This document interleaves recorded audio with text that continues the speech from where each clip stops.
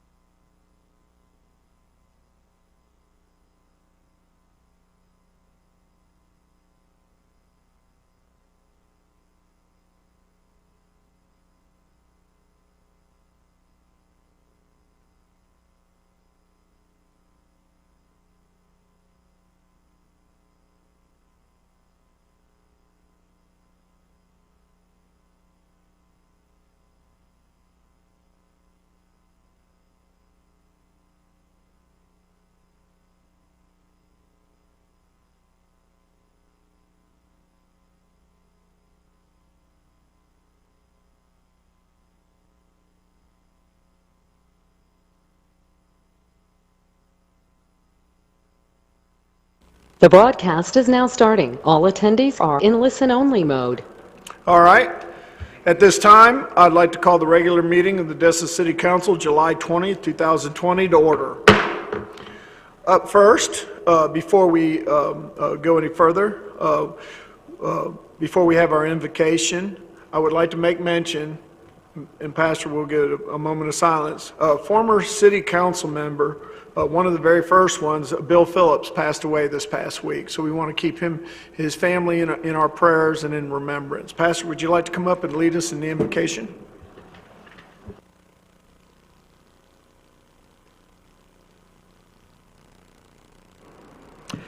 We pray.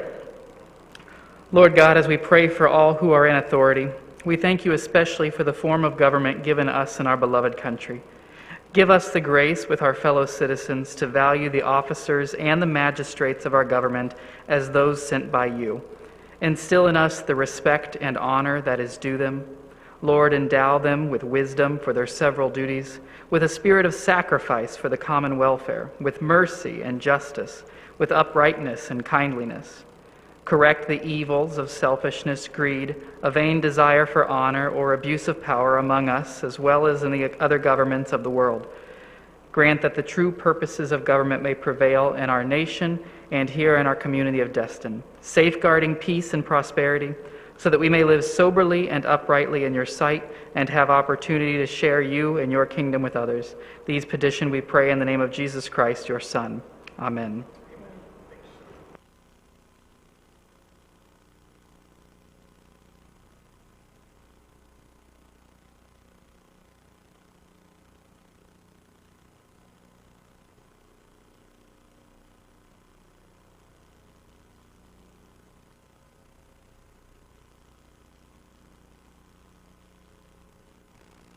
Up first tonight is agenda approval. Is there any changes anyone would like to make to the present agenda as it's presented? And I'm looking up to the board, to the screen. Go ahead, Ms. Ramswell. Thank you. I needed to add an item to the agenda. I needed to add Noriego Point survey, please. Just add that under 7B, under your name. That's fine unless staff has another position they would prefer it. City manager? Nope, he has no preference. We'll just put it under your name then? Sounds good. All right, thank you. I apologize for the feedback, folks. Mayor, can I have Mr. McGee moved to, I'm trying to find which part of the agenda he is in. Help me out here, Lance, if you know.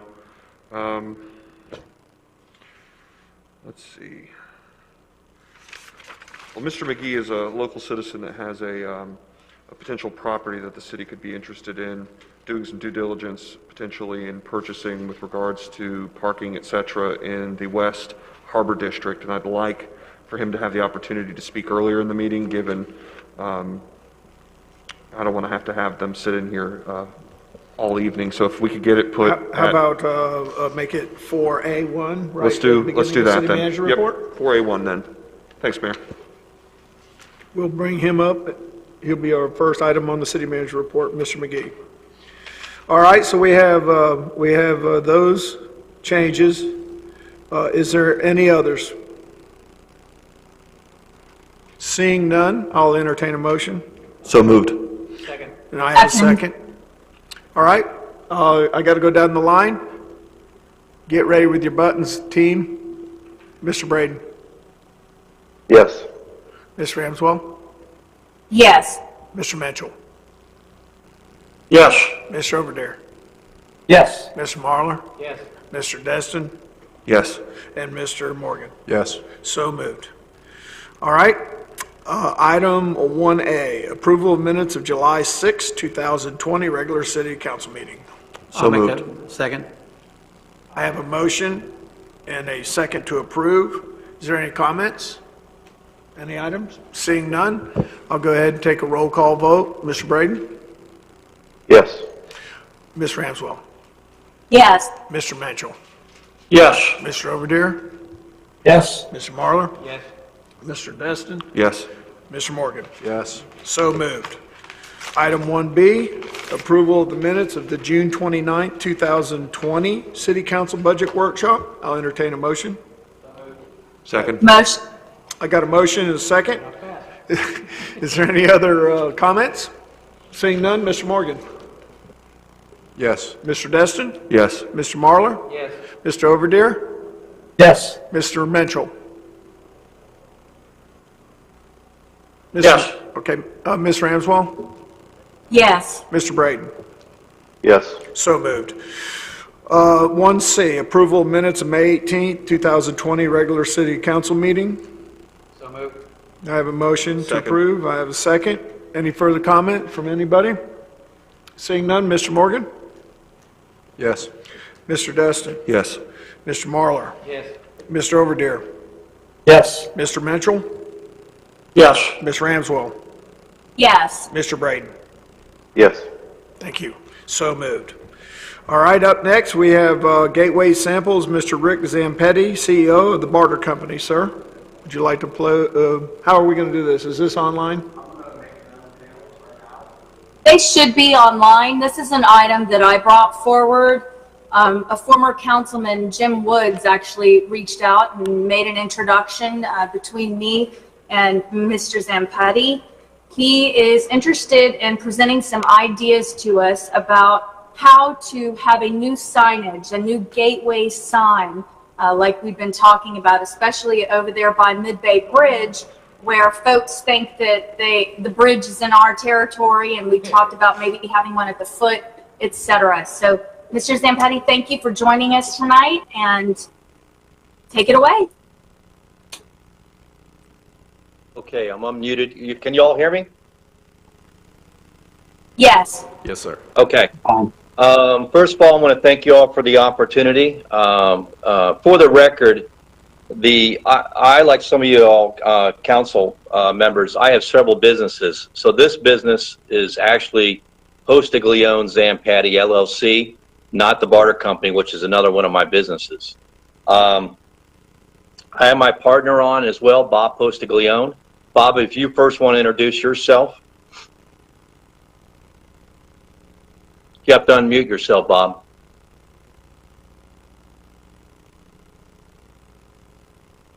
My name is Bob Postiglione. I live in Atlanta, Georgia. I own and operate Post Group Marketing, and together Rick and I have been in business together for probably 15 to 17 years.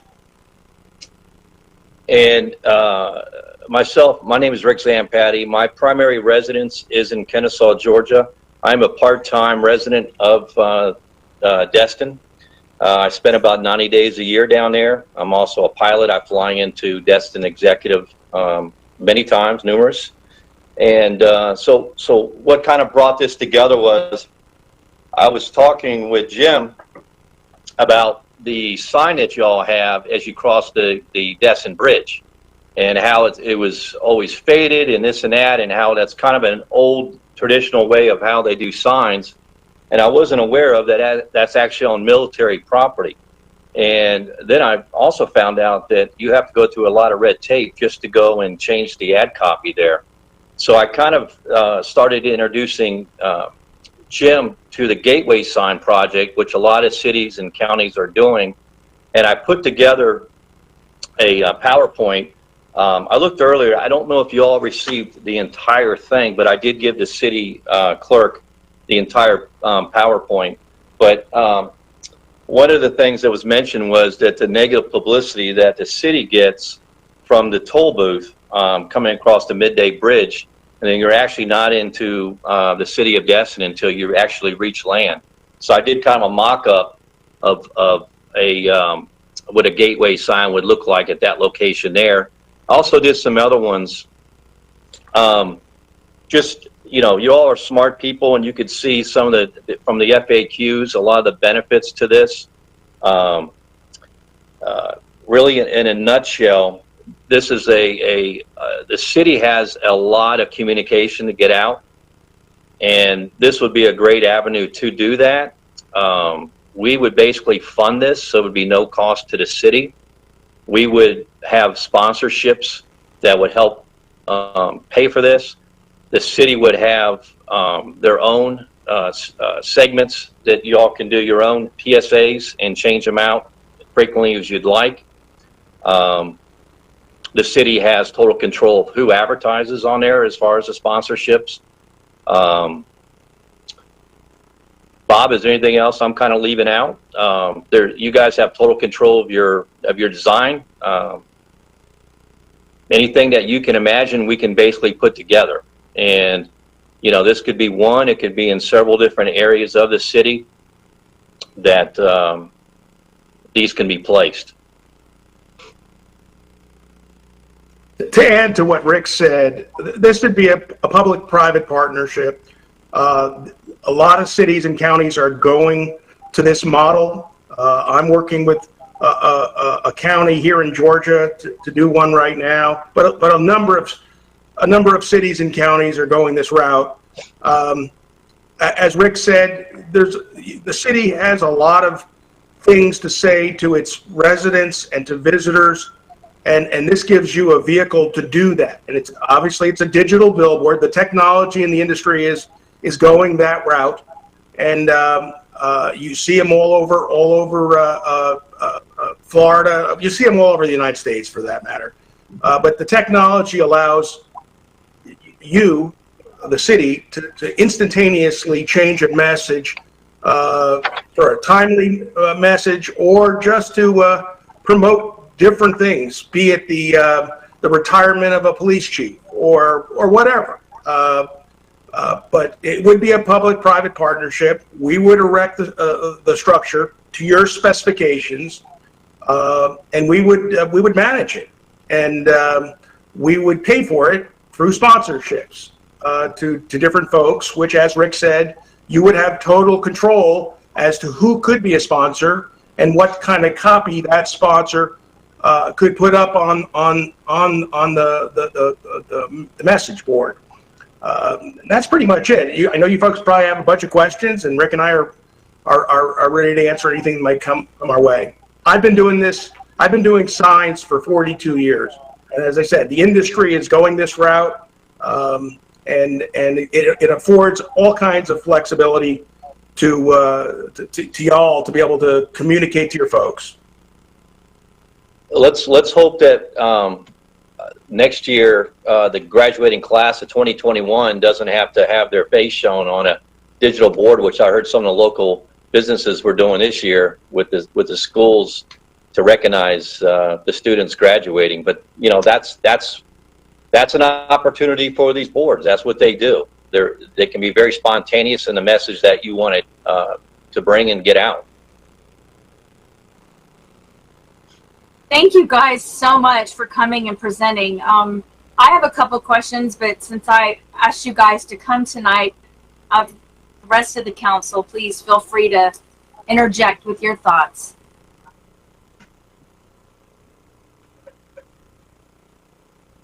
Any Well, comments? Mr. Mayor, I'll chime in if Go you'd ahead, like.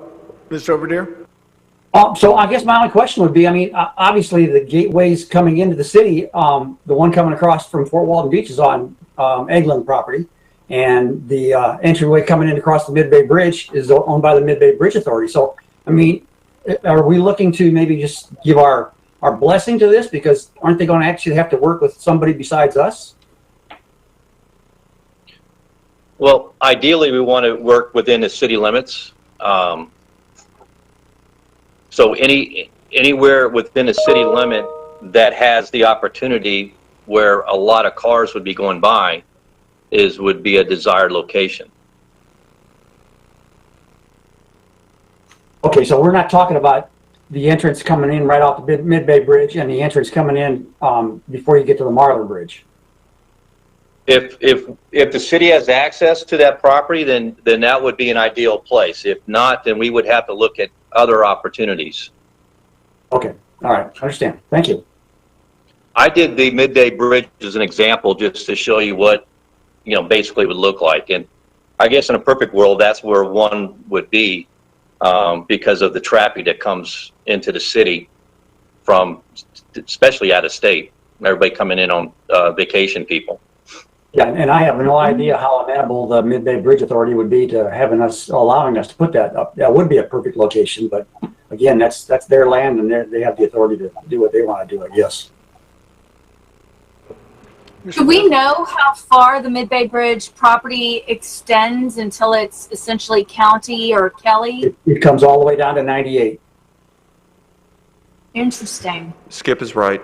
Danny Werfel Way, the entire extent from the base of the bridge all the way to 98 belongs to the authority. Now, the trouble with this spot is going to be that the authority has some beautification plans for those areas that are still percolating through the authority. So this is a discussion, at least in that location, that is going to happen with the Mid-Bay Bridge if the council decides that it wants to pursue a sign in that spot. So there's still things to sort out. A question to you, Councilmember Destin, because you sit on the TDC representing the city of Destin. Aren't they in the process of a wayfinding sign deal as well? Yeah, they're in the process of basically data collecting and feasibility on a wayfinding set of maps and signage. So it could dovetail into that, but that's still very, very early in that project. So it's tough to say with certainty exactly where that would fit in. Okay, does anyone have any more questions for Mr. Zampetti? Not really a question, but the monuments that he's showing, I could definitely see those monuments at the county line, Walton County, Okaloosa County line, and maybe the first median as we come across Destin Bridge before we get to Stallman or somewhere in that area. I think that would at least be good, because I kind of like the one with the weather alert thing on it, if it faces that way. But those two would definitely be something we could use at each end of at least Walton County, Okaloosa line and across the bridge. Yeah. Go ahead, sir. Me, Mayor? Yes, sir, Mr. Mitchell. I'm sorry. I should have called your name out. Go ahead.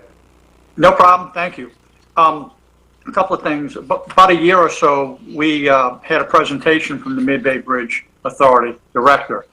And at that time, as Councilmember Destin said, he talked about that beautification. And we all know with the emergencies that took place on the bridge and all the extra repair work they had to do, I think that stymied some of that beautification work moving forward. But something to consider, as the example you laid out here, coming across the Mid-Bay Bridge, I'd also suggest that we would also have one on the opposite side if we get to that point, saying thanks for visiting and come back soon, number one. And then in my briefing with the city manager on Friday discussing this, I brought up the thing, we manufacture our Adopt a Street signs that are blue in color. They're very unique looking and they stand out. And on a temporary basis, certainly nothing to par to this. But one of the suggestions I asked the city manager to look into was to go ahead and manufacture some of those blue signs like the Adopt a Street, see if we can coordinate with the Mid-Bay Bridge and actually install those right now on a temporary basis to at least accomplish the same thing, letting people know that they're coming in at Destin. Thank you, Mr. Mitchell. Anyone else have any further comments or questions? Go ahead, Ms. Ramswell. So I really like Kyron's ideas, and one of the things when he mentioned the temperature or the weather thing, the surf conditions, that's something that's really important. And if we had a sign of this nature somewhere along 98 that would display, you know, red flag, this means high surf, or even just the warning system to explain it, another means of getting that information out. So I think this is a great idea. It's a matter of determining where they'd be most feasible, and if we're extending our public-private partnerships to include Mid-Bay Bridge, if they're willing to do so, then utilizing that as well. But thank you guys. I mean, this is terrific information. We really appreciate your generosity in doing something like that here, and I think it would be a terrific addition to what we have in terms of getting information out there. Well, thank you all for your time. And again, if you guys designate some areas of where you would like them located, then we can start dialogue from that and go from there. But again, I just thank you for the opportunity and look forward to being down there next month. Thank you, sir. Appreciate it. Thank you very much. Thank you. All right. On to item 3. We have such a limited participation due to the increase in COVID-19 in our community. This is the public comment on agenda items that are not for public hearings and any other matters not on the agenda. Do I have anyone in the room that wants to speak at the podium during public comment period? Seeing none, I'll look to our IT folks. No, sir. We have no public comments online. Ray, do you have any emails or text messages? No, sir. Seeing none, I'm going to close this portion of the meeting, and we will move straight to the city manager's report. And we have a little change there with item A-1. Mr. McGee, go ahead.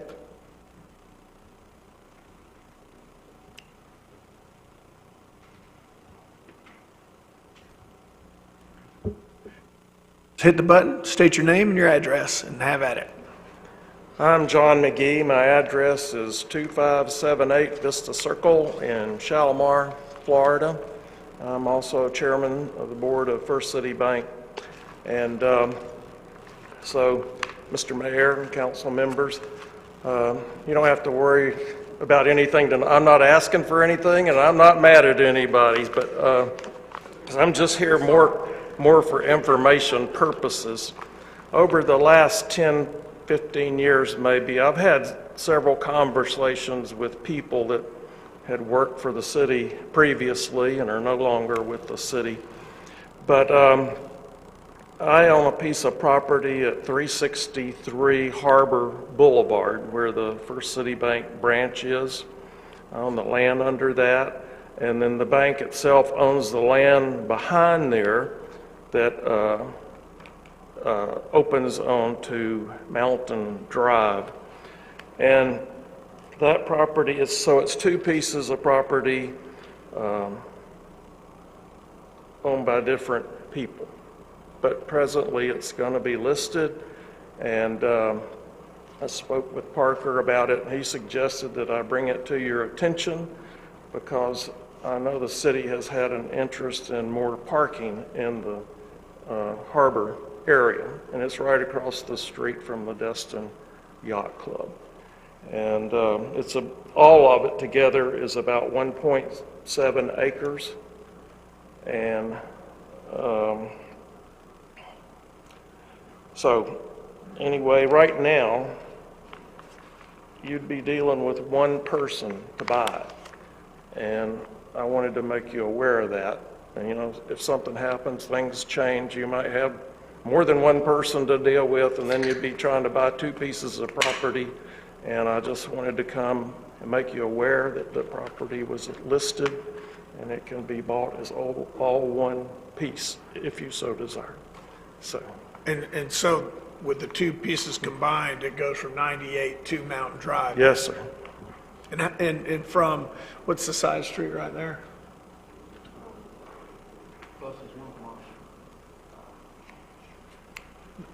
The one that. Melvin? From Melvin Street to the edge of the property line, how deep is that approximately? I don't know. Oh, I know, yeah. There's no side street on it. It's smack dab in between Melvin and Marlowe. Right. I got you now. Close to where Outrigger, basically next door to Outrigger, old Outrigger. That's great. It's All right. between the boat paddleboard store and the Mr. Ming's property there. Does any council members have any question for Mr. McGee or any comments? Go ahead. Well, I met with Mr. McGee, and I do share the continued concern that we don't have enough adequate surface parking in that area of West Destin. And I think it would still be wise to at least look at the property, perhaps send the land use attorney to do some due diligence on the property, and then if we need to perhaps call for an appraisal. If the council still desires to go down that route, then we can pursue that at that time. And it's a good timing because we are in the budgetary process as well, so see what kind of magic our new finance director can And come up with. if council's amenable, I'll throw a motion out there to instruct the land use attorney to do some due diligence and bring us back some proposals for appraisal, and we can go from there. And if something comes of it, great. If it doesn't, then... I'll entertain a motion. So that's that motion. Okay, we have a motion. Do I have a second? Second. Okay, Mr. Overdeer, got a second? And is there any further questions for Mr. McGee or discussion? Seeing none? Thanks, sir. I'll you. take a roll call vote. Mr. Morgan? Yes. Mr. Destin? Yes. Mr. Marlar? Yes. Mr. Overdeer? Yes. Mr. Mitchell? Yes. Miss Ramswell? Yes. Dr. Ramswell, I'm sorry. And Mr. Braden? Yes. Vote is unanimous, so moved. Lance, take it away. Thank you, Mr. Mayor, members of council. Before we move into item 4A, I was going to ask James here to announce the staff members that are available online to take questions from council if you need to ask questions. We have Catherine Card, Jeff Kozad, Karen Jankowski, Crystal Strickland, Lisa Firth, and Louis Unguzzi. Thank you, James. Item 4A is with regards to obtaining a financial advisor for the city of Destin. We have Ms. Strickland here to introduce John Ford, who will make a brief presentation to council about his credentials.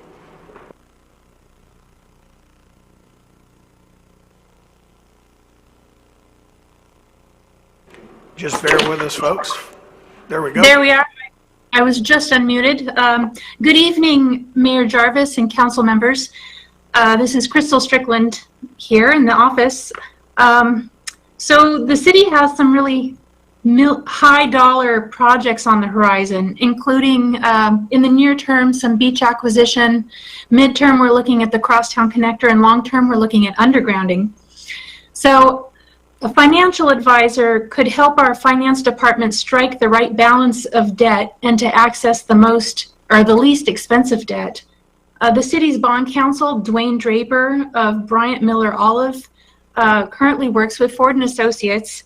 And it just so happens that in my work with Government Services Group, helping various cities and counties and other governmental entities, John Ford and I have actually crossed paths a few times, and I've had probably one of the most positive experiences working with him in certain debt refundings and municipal bond issuances that I've had with any other financial advisors in the state of Florida. So I have invited Jonathan Ford this evening to introduce himself to you. And as we are considering retaining him as our city financial advisor, I just wanted to let you know also that Webb has been checking out his references, and he can give you an update on that. But for now, let's see. Let's start with John. Would you mind speaking a little bit to your experience in the region? Maybe give an example or two of how you've assisted a city to attain a great credit rating? Certainly. Can you hear me okay? Yes, we do. Thank you very much. Again, my name is John Ford. Thank you for the opportunity to speak to you tonight. Our company is based in Tampa. We were first established in 1998, and we work with municipalities and school districts, special districts, anybody that can issue tax-exempt debt, all the way from Pensacola to Key West. So certainly in your area, we've done work with Okaloosa County Schools and with the Okaloosa Gas District. We work with a number of municipalities around the state. To give you an idea of some of the different types of clients that we work with, over the past month, we've helped the city of Wilton Manors, Florida, in Broward County with a $2.9 million bank loan financing.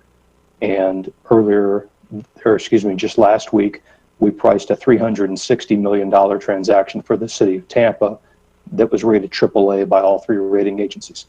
So our clients vary in size from communities of right about 1,000 people to communities where I live of right about 1 million people. And I'm happy to offer more color on how we've assisted different municipalities or what we can do with Destin. But that is our firm in a nutshell and what we do. We assist you in trying to develop the best long-term financings.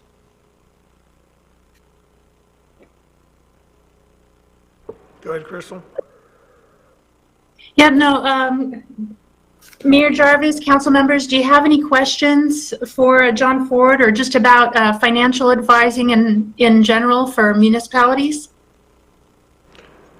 Crystal, John, it's Parker. Thank you for giving us a heads up on this one, and appreciate you guys bringing it to our attention, because we have set ourselves upon a path for some pretty dynamic generational type of projects, and the reality is that bond financing is likely to be the avenue under which we might end up needing to pay for it.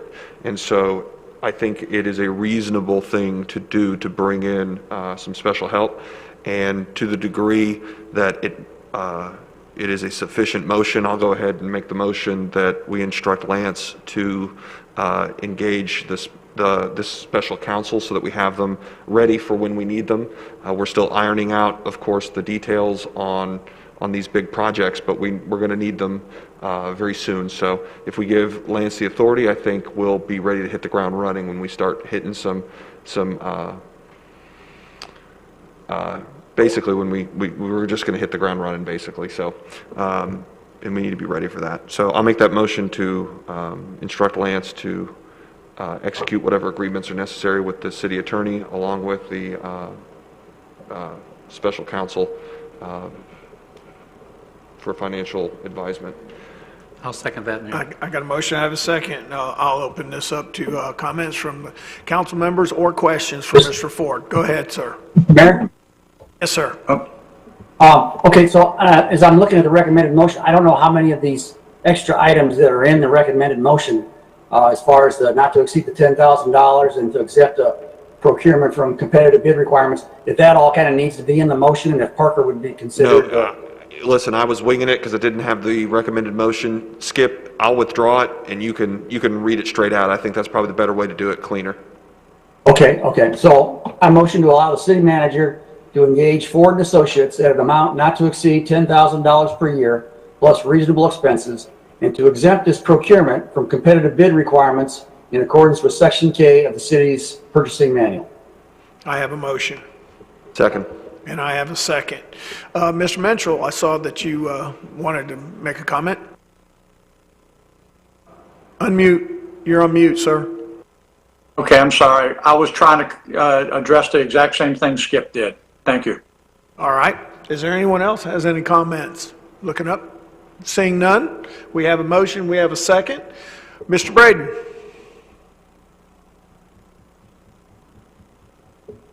Can you hear me, Rodney? Yes. Yes. Yes? Okay. Yes. Okay. Ms. Ramswell. Yes. Mr. Mitchell. Yes. Mr. Overdeer. Yes. Mr. Marlar. Yes. Mr. Destin? Yes. Mr. Morgan? Yes. Ayes have it, votes unanimous, so moved. Item Thank you. Item 4B is with regards to the Intergrowth project and an opportunity that the city may have to utilize CARES Act funds to keep this project moving forward, and I will let Mr. Warren expand on that. Good evening, Mayor, Council. As everyone is well aware, our staff has worked extremely hard, and everyone should be very proud of where the Compass and Intergov project currently is. Unfortunately, COVID-19 continues to impact most businesses and virtually everyone in this community, as well as our business resources. Due to these impact to business resources and our organization, our Compass project's timeline now is in jeopardy of reaching its completion date of January 1st. So what we have done is we have asked Tyler Technologies, which is the parent company of Intergov, which is the ones that we're working with on this Compass project, to provide us a quote for additional resources to help keep our project moving forward. This proposal is attached with this agenda item, and the support resources is outlined in that agenda item that is needed by staff to keep this project moving forward. We believe that this request for $24,000 will be a reimbursable expense in accordance with the CARES Act. So although it is a temporary expense that we will lay out there, we do believe in a reasonable time frame we'll get that reimbursed. So with that said, staff is looking for direction on this item and are happy to answer any questions you might have. I'm looking to any council members. Any questions for Mr. Webb? Seeing none, there's a recommended motion here. I'll entertain a motion. I can make the motion. I move to accept the recommended internal budget transfers within the IT department to cover the amount necessary for additional consulting services to move the Compass Intergov project forward as quickly as possible in an amount not to exceed $24,320. Second. Thank you. I've got a motion. I've received a second. Is there any further comment from any of the council members online or here in the room? Seeing none, we'll go ahead and take a roll call vote, starting with Mr. Morgan. Yes. Mr. Destin? Yes. Mr. Marlar? Yes. Mr. Overdeer? Yes. Mr. Menchel? Yes. Dr. Ramswell?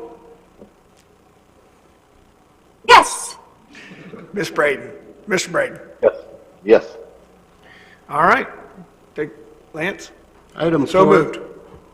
Item 4C is establishing the FY 2020 tentative millage rate and budget public hearing dates. And just a reminder that once the tentative millage rate is set, we can go down, but we cannot increase it. And I will turn this over to Ms. Strickland for further explanation. Go ahead, Ms. Strickland.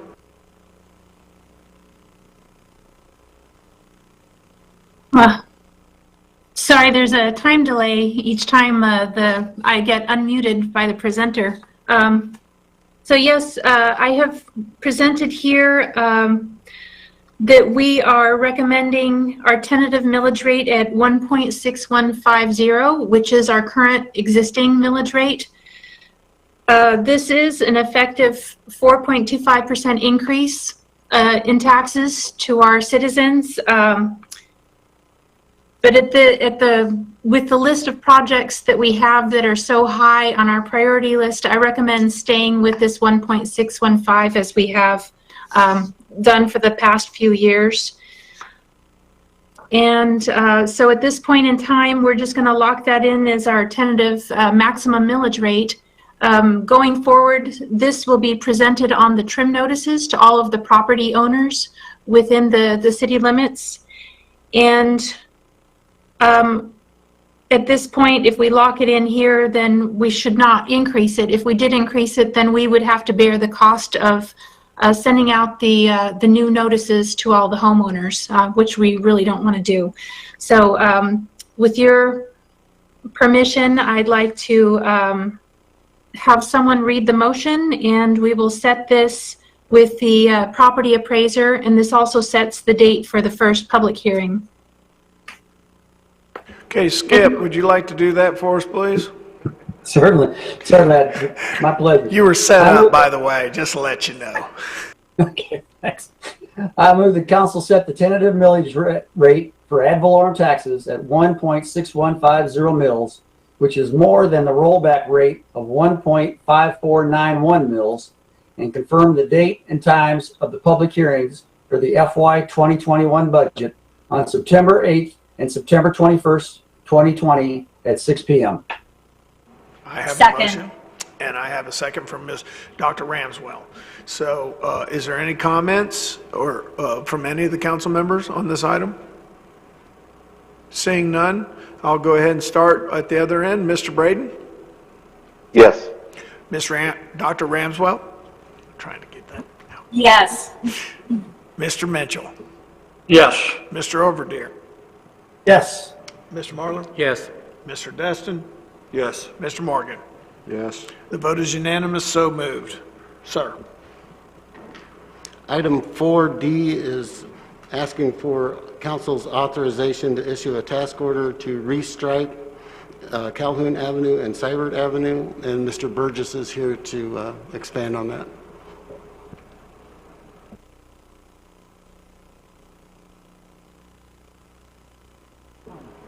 Go ahead, sir.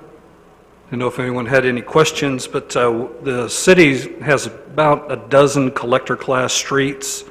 Seibert Avenue and Calhoun Avenue both have faded thermoplastic crosswalks, the long line systems of yellows and whites, and we're just asking for authorization to have those redone. Okay. Is there any questions from any council members on this proposal or comments? I'll make the recommended motion. All right. Seeing none, I'll take. Rodney's right. Oh, I'm sorry, Rodney. You got a little dark background there with that light behind you. Go ahead, sir. Thank you, Mayor. I'd ask about a pothole that was on this Calhoun down by the ballpark about a month ago, and I don't believe it's been fixed yet. Would that be fixed before it's restriped? Yes, sir. That depression that you're speaking of is associated with a culvert that runs under the road. That culvert is slated to be replaced with the NIFWIF project that the bid committee will be meeting on imminently. Okay. So it will be replaced, and then we'll go ahead and have it restriped. Thank you. Any further comments or questions? I'll make the recommended motion, Mayor. Okay, I'll entertain a motion at this time. Go I ahead, move sir. that the city manager be authorized to execute a task order to Emerald Coast Striping and install the new roadway markings on Calhoun Avenue and Seibert Avenue in the amount not to exceed $60,396, and I'll add the pothole be repaired before then. Second. We have a motion made and a second. Any further discussion? Mr. Morgan? Yes. Mr. Destin? Yes. Mr. Marlar? Yes. Mr. Overdeer? Yes. Mr. Menschel? Yes. Dr. Ramswell? Yes. Mr. Braden? Yes. Vote is unanimous, so moved. Item 4E is asking council's permission to install 4 indoor air quality units at 4 city facilities. We also believe that CARE Act's funds will reimburse the city for, I believe it is $18,140 estimated cost to put these units into each building. These units sterilize the air through the HVAC system, rendering all germs and bacteria harmless. Is this a UV-based system? It is. Okay. And what's the life of that type of unit historically? These units actually generate a cold plasma. It's 2 kind of intense electrical charges on points. And like Lance says, it does sterilize in a manner consistent with UV sterilization. But they are electrical, and the lifespan of them, there are no filters to change out. There's no consumable items associated with it. They actually look like small car batteries, but they just we get wired into the electrical system, and they just run 24/7. This is one of those I wish we'd had them 4 weeks ago type things. All right, well, we have this a recommended motion here, and I'll entertain it at this time. Mayor, Go ahead, sir. I move that the city manager be authorized to execute a task order, excuse me, with D&D Air Conditioning, Heating, and Electrical Services to install indoor air quality units at 4 city facilities in the amount not to exceed $18,140.40. Second. I have a motion in a couple of seconds. Is there any further comments about installing these units or purchasing them from anyone? Seeing none, I'll take a roll call vote. Mr. Braden? Yes. Dr. Ramswell? Yes. Mr. Mitchell? Yes. Mr. Oberdehr? Yes. Mr. Barler? Yes. Mr. Destin? Yes. And Mr. Morgan? Yes. Vote is unanimous, so moved. Lance? Thank you, Mr. Mayor. Item 4F, staff is just looking to see if council has any direction for staff regarding future COVID-19 measures. As you are all aware, we've received several dozen emails on both sides of the issue, and I was just wanted to bring it up to see if you wanted staff to bring anything back to you at a future date, or if you had any discussion items for this. Mr. Mayor? Go ahead, sir. I'll take a step. This one, if you like. Go ahead. This is just an open discussion. Nobody, we have no motions or anything on the floor. The city manager just wanted some guidance and for us to have an open debate. Go ahead, sir. Well, I'll make a motion now. I'll have some discussion afterwards if I get a second. But because I've talked to the county commissioners and I've talked to the Florida Chamber of Commerce, and so I'll just make a motion and see if I get a second. If I get a second, I'll have some more discussion about it. I would make a motion to send a letter of support, I guess signed by the mayor, to the Okaloosa County Board of Commissioners as an effort to support their creation of a countywide face mask policy. Okay, we have a motion. Do I have a second?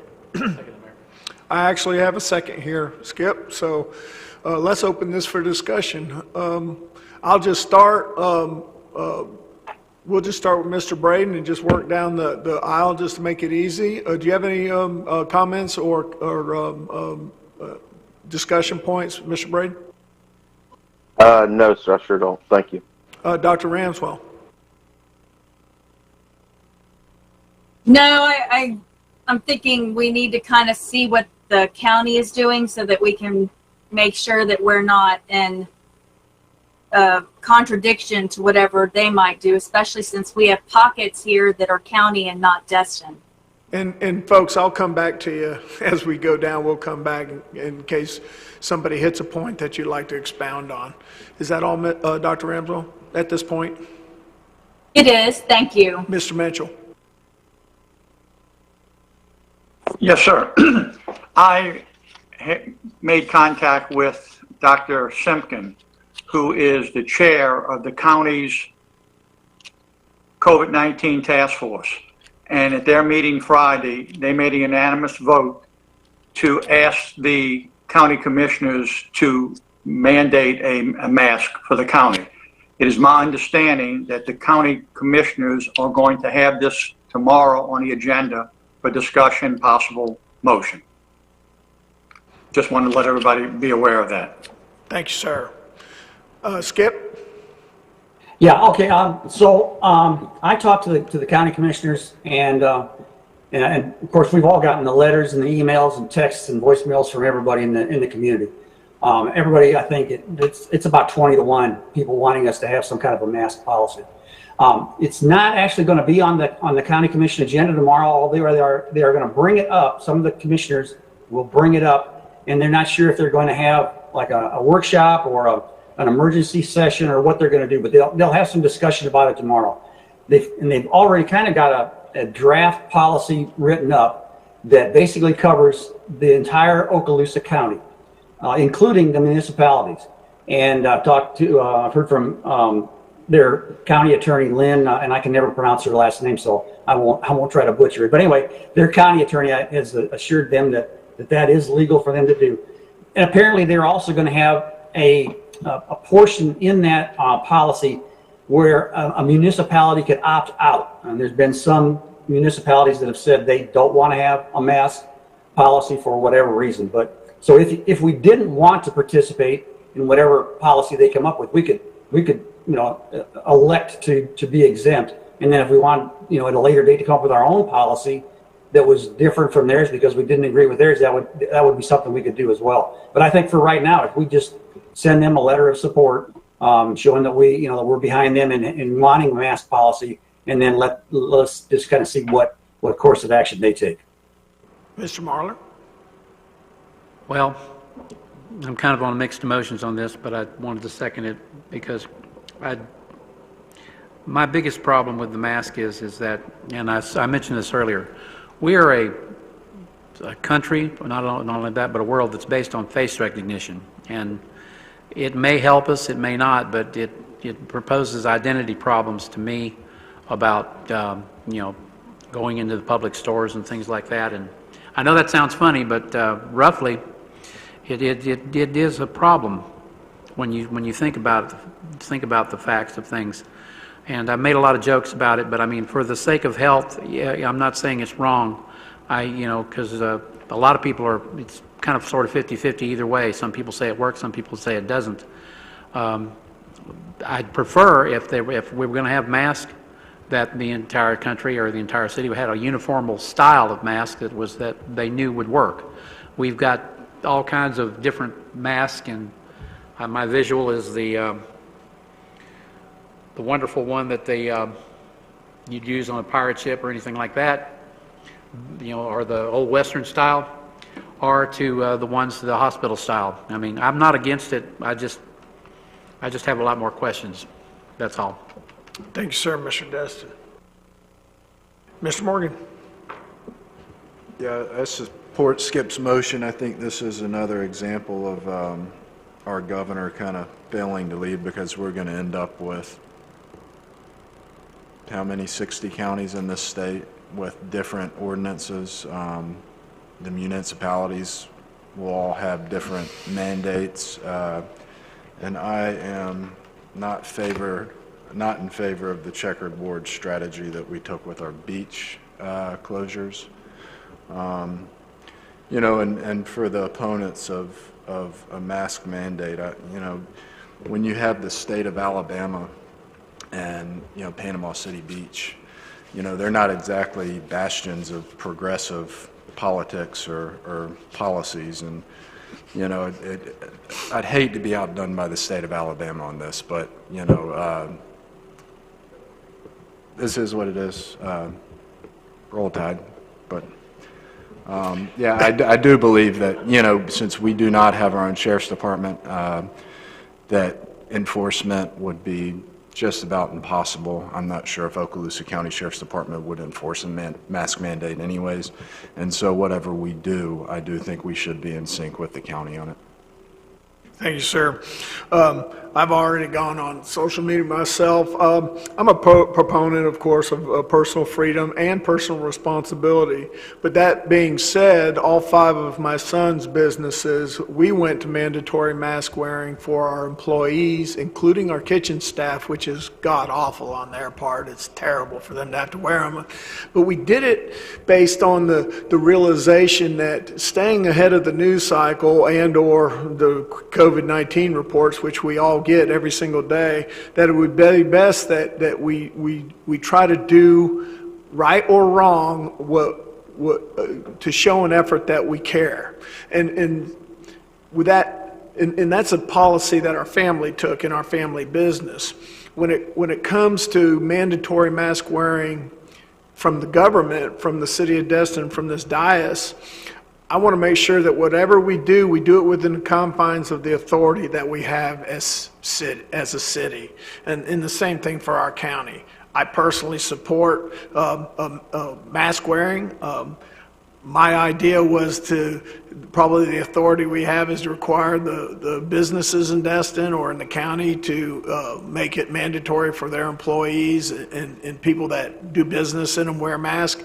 But then I was reminded by some attorneys that BTRs are not supposed to be a regulatory tool. when it comes to an item like this. So I think right now what we're going to do is try to lead by example in the business community, and hopefully we can encourage our folks to follow all the CDC guidelines, which right now still are social distancing, wearing a mask in a confines or in a location where social distancing is not approved. Wash your hands, don't touch your face, and use good hygiene practices. So I'm more than willing and able to sign a letter, Skip, to the effect that you recommend, and I can support that wholeheartedly. And at the same time, you hate to abdicate any type of sense of responsibility to the county, but seeing how we do rely on our sheriff's department for our law enforcement, following what the county's lead will probably be the best thing for us to do. So maybe we can write a letter that recommends that we support the county in their final decisions, and we will be good partners in that decision. And so at least we have some continuity in Okaloosa County. Great, I think that would be perfect. I think that's the way we ought to go.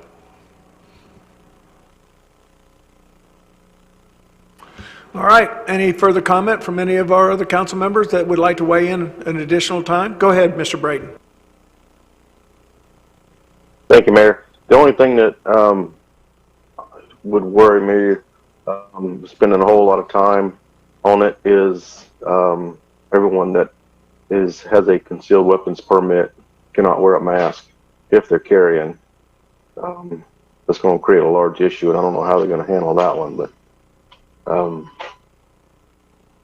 it makes it a lot more productive when you go to the bank. But and that's I've seen that issue brought up, and remarkably, Okaloosa County has an extremely high amount of CC carry participants, and so that is an issue that maybe Skip, if we end up penning a letter, that we do ask the county commissioners about that. Mr. Menchel?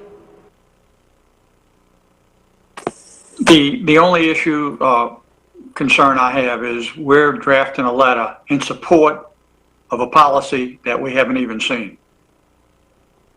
That's a good point. Very good point. So we have a motion discussion. Mayor, perhaps Go ahead. Skip could clarify his motion. I think his motion was originally not to support a policy he hasn't seen. He was he would like a letter written to encourage that a policy be developed. At which point, at which point then we will decide whether or not we're going to go along with it. Hopefully it has the opt-in, opt-out, and we can deal with it as it comes along, but we'd like some direction from the county, and that I think is what the purpose of the letter would be. That's correct. Does that sound something that sounds good to you, Mr. Mitchell? Yes, sir. All right. So do we need to change that motion at all, or is it was encapsulated in the motion that you made?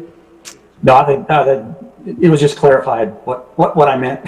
Okay. All right. Well, we'll just go with that. Second concurs. And the second concurs. So we have clarification, Ray. Is there any further discussion on this? Any comments? Seeing none, I'll go ahead and take a roll call vote. Mr. Morgan? Yes. Mr. Destin? Yes. Ms. Marler? Yes. Mr. Overdeer? Yes. Mr. Mitchell? Yes, and I did have one other comment, Mayor, but I couldn't get it. My only question is just something to consider. If the county does in fact go forward with something, are we going to look into having a special meeting or just address this at our next council meeting? And my vote is yes. We'll finish the motion and then we can take that up as a separate issue. Okay? So, Dr. Ramswell. Yes. Okay, you're a yes. So, Dr. Ramswell? Yes. And Mr. Braden? yes.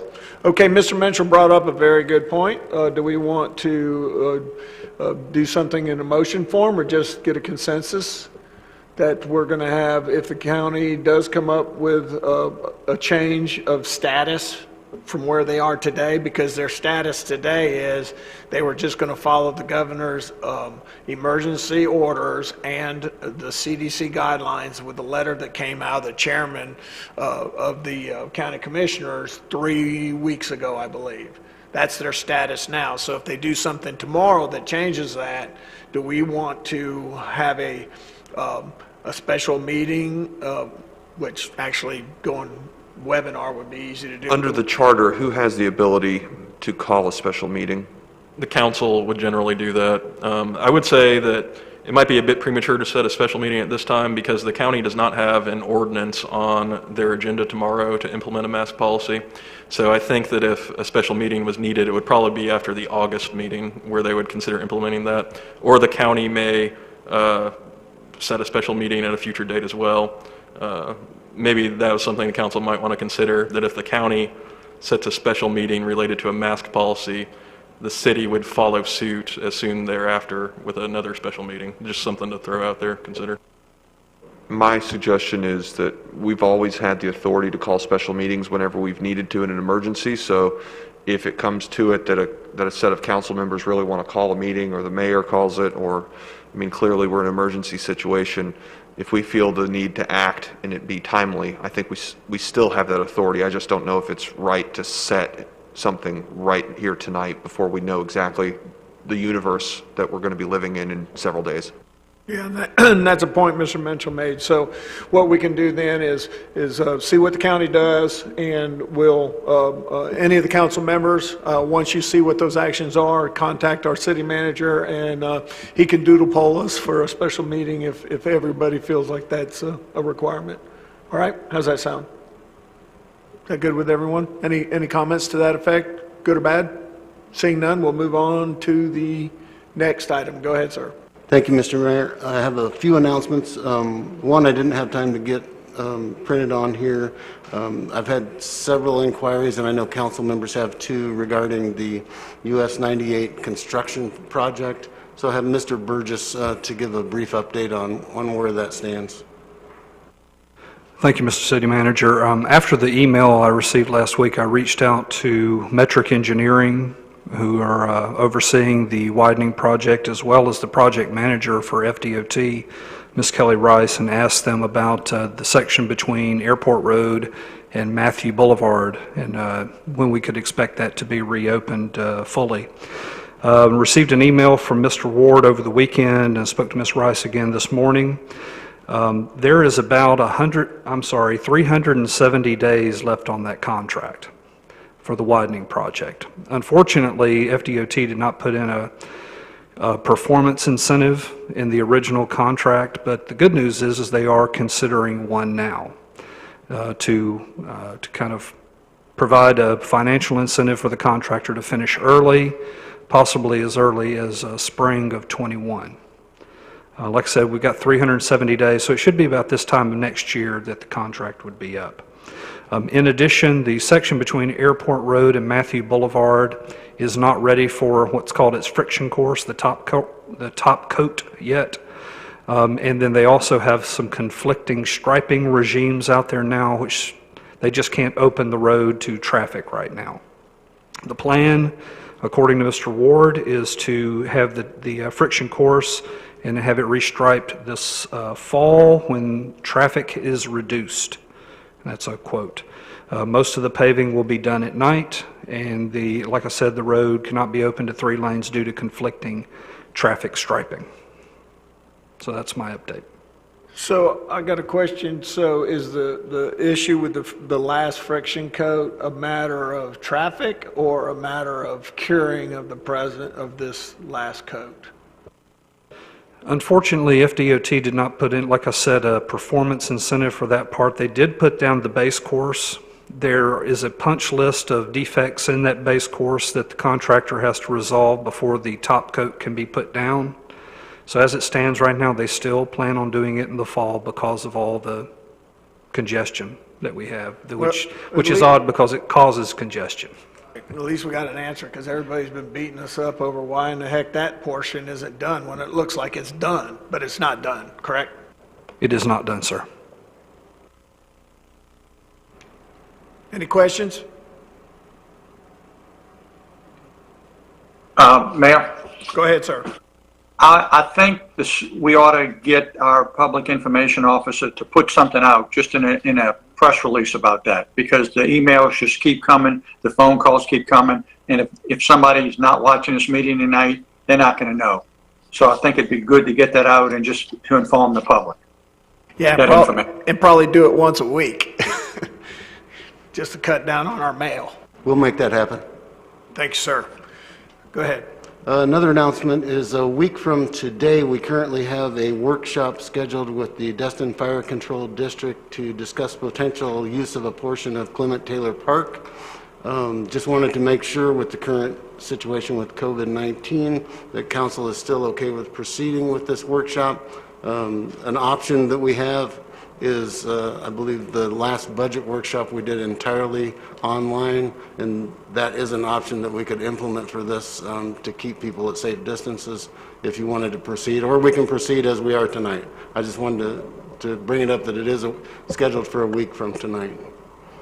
Mayor, I'll go ahead and give my opinion on it. I think that given the fact that there are so many people who care deeply about this issue on both sides, and given the fact that we had full chambers, I think it's best and wise to postpone this until a time where we can accommodate as many people as we can, preferably in person as safely as we can. I don't know in this moment when that will be, but I think given the feelings that happened on the last go-round over us proposing first reading, then they showed up at second reading and feeling that first reading was a bait and switch during the COVID crisis and they didn't have the opportunity. I'm not interested in getting tarred and feathered over this idea that we would be doing this in the middle of a crisis when they felt uncomfortable to attend. I think the best course of action is to postpone it till we can get good community buy-in, due process is held, and we have a good public discourse in a safe environment. Yeah, and I concur as well. It's not really a time issue. I mean, we still got work to do on the park itself. We haven't even started that process yet. That proposal won't be affected by the improvements to the park from the grant. We have time is on our side, and in light of the fact that we need to use time as our ally. So I support at least a month delay till hopefully things settle down. If the council members, are you okay with putting it off for at least 4 more weeks before we try to have a public discussion about this? Go ahead, Mr. Mitchell. You're on mute. Go ahead. You're on mute, Mr. Mitchell. Unmute. I have no problem holding off on this. I think we're guessing as far as when that's going to be, but I just want to remind staff something I had asked for when we do this. Prior to the workshop, I'd like staff to go ahead and tape off the footprint of that and advertise that so people that have that in mind and questions about that, they can physically go out there and see it. Just want to remind staff about that, please. I think that's one of the best ideas that could possibly be done. People need to see the footprint with their own eyes. The markers and tape doesn't lie, so they can get a conceptual view of what's happening. I've seen on social media where there was insinuations we're giving the park away, and that's nothing further from the truth. So I think that's a tremendous recommendation. And Mr. Mayor, since I believe this was originally in the form of a motion to have this workshop, would it be okay if you guys made a motion to postpone this to? Mr. Destin, would you like I'll make to a motion that we postpone the workshop and instruct Lance to bring us back some potential dates for late August at the next regularly scheduled meeting. I'll second it, and then I have a comment. Okay, we have a motion, we have a second. Go ahead, sir. Let's contact the fire department and the proper people, and then have them help map out what they're talking about. And I think that I know Mr. Buckingham, during an impromptu meeting that was held out there, did block it off. So he's got the plans of what basically they were going to do. Okay. All right. Any other comments? Go ahead, Mr. Braden. Thank you. Yeah, I mean, I think it's a great idea to block it off, but if we're going to block it off, mark it off, let's mark off everything that they're going to take. Even they're claiming they're only taking 4 parking places, but the building's going to be sitting over, several parking places. That's false. When they claim they're just taking 4, so let's any landscaping, every piece of dirt that they're going to take with parking, etc. I'd like to see it marked off. Yeah, driveways, in and out and all that. I agree. We'll make that happen. All right, so we have a motion, we have a second. We'll go ahead and take a vote. Mr. Braden? Yes. Dr. Ramswell? Yes. Mr. Mitchell? Yes. Mr. Oberdeer? Yes. Mr. Marlar? Yes. Mr. Destin? Yes. Mr. Morgan? Yes. Vote is unanimous, so moved. And finally, Mr. Mayor and members of council, this is more for the members that are watching at home, but the city is operating at a skeleton crew level in both City Hall and the City Hall Annex. For that reason, we have closed our lobbies temporarily again until we can get back to a staffing level where we can feel comfortable operating those lobbies. We are, however, still providing services via our online services, and we encourage the public to go online and utilize those online services so they can get the work done that they need. We are also still scheduling by appointment only meetings with individuals, so if the public needs a meeting with an individual, we will still try to accommodate them, and if those individuals are currently available, then we will try to schedule those meetings so that can still continue to take place. We just wanted to make the public aware of the current situation. Hopefully in a week or so we'll be out of it. Sounds good. Just for everyone that didn't catch all that, that are watching online, our city has been affected negatively with COVID itself. We have staff members that have COVID-19 and many that are being quarantined as a result of that. So our services are cut back. You still can operate online, and you can make phone calls to department heads if they're at work. And like the city manager said, our online procedures are all up and running, and you can still do business with the city online. So just to reiterate that. Thank you, sir. That's all I have, sir. All right. Well, now we'll enter into item 5, which is falls under your heading there, Kyle, public hearings. And we'll start with item 5A. Thank you, Mayor. We have the second reading of ordinance number 20-21-CN, an ordinance of the City of Destin, Florida, amending Article 7 general provisions of the city charter to create a new section prohibiting the vacation of waterfront right-of-way, providing for a referendum on the charter amendment, providing for a ballot question, providing for a vote at the November 3, 2020 general election on whether to prohibit the vacation of waterfront right-of-way in the City of Destin, providing for coordination with the supervisor of elections, providing for conflicts, severability, and an effective date. And this is a public hearing. Thank you, sir. With that being said, I will open up the public comment period of this public hearing. Is there anyone in the room that would like to make a comment? Just come on up, turn on the red button, state your name and your address, and you have 3 minutes to make your comments. Go ahead. Hi, thanks for having me. I don't know if you can hear me, but take it off. I was kind of nervous about coming here, but there's not a lot of people in this room, but I will tell you there's a lot of people watching. A lot of people are kind of in the same boat. They're afraid of what's going on with COVID, so they didn't want to actually show up and participate. But I will say, based on the petitions that we had with the original vacation and the partial vacation of right-of-way, I think there was about 250 signatures. We didn't take it out to the whole city. We just kind of kept it local within our community, but I can tell you there's a lot more people that are behind this ordinance.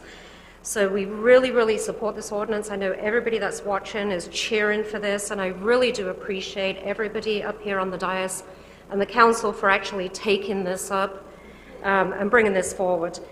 A couple of things that I just want to kind of bring up, because I was not at the last meeting because of personal reasons. I had prior obligations. But I know there was an issue with the partial, which I had brought up in the meeting previously, but And then it was not, at last meeting, I guess it wasn't partial, but I'm reading this, and again, it doesn't mention any of the partial, and I know you can probably answer this, so I just want to kind of clarify that and make sure that that is in this ordinance too. Would you like me to clarify that now, or you want to finish your comment? You're fine, because there's just really just that, and then and making sure that the language is in there for the November ballot, and making sure that it is actually going to make that ballot, because I know there's a lot of people that are waiting to show up to actually vote for that. And then one other thing, not regarding this, but I'd like to bring up personally, Moreno Acres. It's a beautiful community. Many people have been there for many, many years, and I know that's your community also. I'm concerned with the sight of the streets, and I know that there was something that was brought up about the striping on Cybert and everything. Take a drive through our neighborhood. The striping's not there. You come down Main Street, it's dark, you can't see those stripes, and then once you get into our neighborhood, all the stop signs and the markings on the road that say stop, they're worn out. We need some attention kind of back there in that little neighborhood too, so, but I just want to bring that up too. Okay, all right, thank you. Would you like to address her concerns on the record, please? Sure. Yeah, the language relating to partial vacations was added. I'll read the ballot language real quick for you guys. This is in the ordinance. It says, shall the City of Destin's charter be amended to prohibit the city from abandoning, giving up, or vacating any public rights-of-ways or portions thereof that share any boundary with a water body? And that is the first paragraph in the ballot language. So it was added. I forgot to add it to the staff report, so that might be what you saw. But it is in the actual ordinance itself as directed by council. All right. Next up. Hi, Teresa Abear, 716 Main Street. As a resident in that area and affected by those areas, I think it's fantastic, and I applaud the city council members. Thank you for what you do. Those of you that are online, and thank you for clarifying the verbiage that even the partial, and these will be decisions that are made on a ballot. So anyone watching, please make sure you go out and vote in November, because this is what you asked for, and this is how you can make this part of the charter. Thank you. Thank you, Teresa. Appreciate it. We'll clean the microphone for you, and then you're up next. And do we have anybody queued up for public comment? No, sir. Okay. Not at this moment. All right. This may be our last one. Go ahead, ma'am.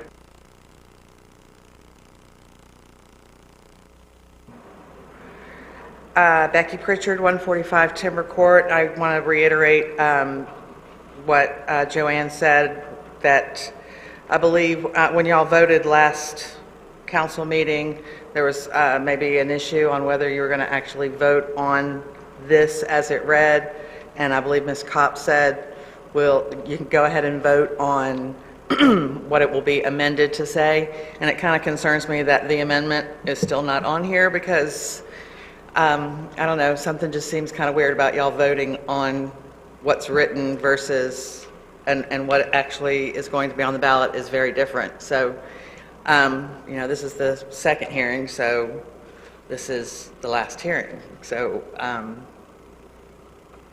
is there any sort of problem with that in y'all's eyes at all? And I just wish that this said exactly what it was already going to say on the ballot, because I believe our attorney just read exactly what's going to be on the ballot. But I'm curious why that couldn't have been on here too, because it still doesn't make it any less real, because that's the language, correct? That'll be submitted to the supervisor of elections, and he read it publicly. Go ahead. It's an unfortunate oversight, and this is an important issue to me, but I can tell you I have complete confidence in both attorneys to make sure this is right, because they know it's the will of the council, and I've got complete confidence. And I think the intent and the fact that the council's already passed this to give the voters the choice should be a confidence builder with our citizens. It is. I'd just like to read what is said also. If I could address that just real quick, if you look at the ordinance, it contains underlined language that is going to be added to the charter, assuming the referendum passes. And it also says that the City of Destin is prohibited from abandoning, giving up, or vacating any public right-of-way or portion thereof if the right-of-way shares any boundary with a water body. So. And that was in our briefing materials. Correct. Yes. All right. Is there any comments queued up on the web? No, sir. None on the web? How about you, Ray? Via email or text? Seeing none, and I'll go ahead and close the public hearing portion of this, and I will entertain a motion. Mayor, I'll make a recommended motion. I move that we approve ordinance number 20-21CN on second reading. I have a motion. Second. I have a second. Any further comments or questions? Looking up to our online folks. Go ahead, I Mr. got one, Braden. Mayor. Go ahead, Mr. Braden. Thank you, Mayor. I just wanted to express my concern as well, and it's very frustrating that, I believe I was the one that made that motion and even added that language to it, a portion of, and it passed. I believe it was unanimous, and the language still did get changed. So it's frustrating that the council makes a motion, gets a second, it passes, and the language is still not there. I know it's, somewhere else, but it makes me have to dig further myself to make sure it's where it really needs to be. So that's all I have. Thanks, sir. Any other comments? Seeing none, we have a motion. We have a second. Ready to vote? Go ahead, Mr. Braden. Yes. Dr. Ramswell. Yes. Mr. Mitchell. Yes. Mr. Overdeer. Yes. Mr. Marlar. Yes. Mr. Destin. Yes. And Mr. Morgan. Yes. The vote is unanimous, so moved. Kyle? This Item is- 5B. This is the second reading of ordinance number 20-22-CN, an ordinance of the City of Destin, Florida, amending Article 7 General Provisions of the City Charter to create a new section entitled Building Height Limit, providing for a referendum on the charter amendment, providing for a ballot question, providing for a vote of the November 3, 2020 general election on whether to include the city charter, the city's maximum building height limit of 6 stories and require any application seeking to exceed that limit to obtain approval at a referendum election of at least 60% of the voters, providing for coordination with the supervisor of elections, providing for conflicts, severability, and an effective date. And this is a public hearing. Thank you, sir. With this time, I will open this up, seeing how it's a public hearing, to the public hearing portion of this. Is there anybody in the audience that wants to speak on ordinance 20-22-CN? Seeing none, is there anyone No, sir. online? None? Ray, any comments, text or via email? I'm closing the public comment period, and I will entertain a motion. I'll make the motion. I move to approve ordinance 20-22-CN on second reading. I have a motion. Second. I have a second. Is there any further comments from anybody, any of the council members? Seeing none, I'll go ahead and take a roll call vote. Mr. Morgan? Yes. Mr. Destin? Yes. Mr. Marlar? Yes. Mr. Obadair? Yes. Mr. Mitchell? Yes. Dr. Ramswell? Yes. Mr. Braden? Yes. The vote is unanimous, so moved.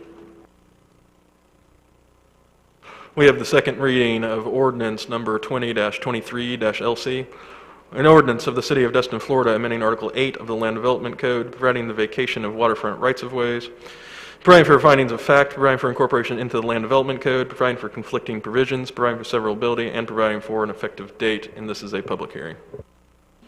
All right.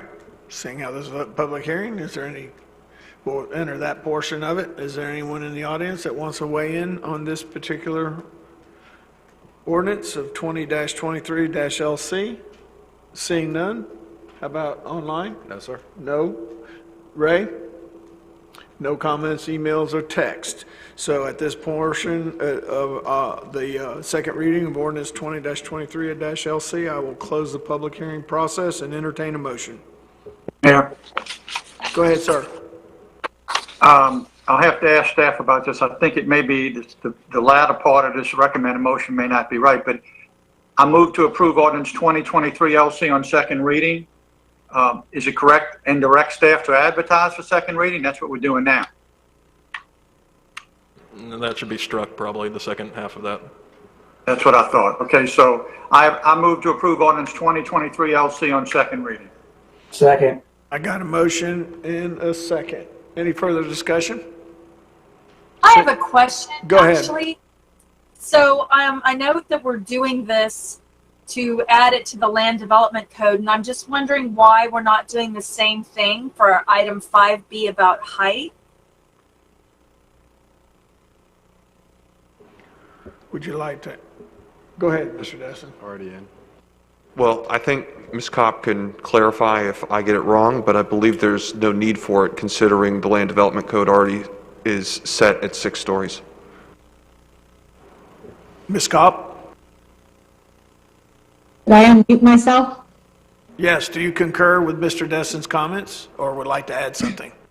Well, it's 6 stories in the comp plan already. The LDC is required to be consistent with the comp plan, so essentially it's already a max of 6 stories. But Councilmember Ramswell, did that answer your question sufficiently? Okay. Yes, thank you. Okay. All right.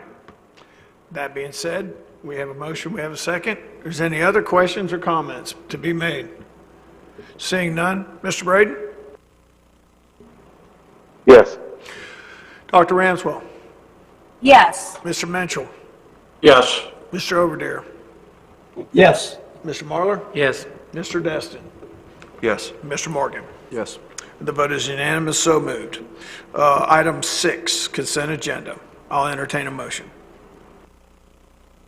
Motion to approve the consent agenda. I'll second it, Mayor. I have a motion, I have a second.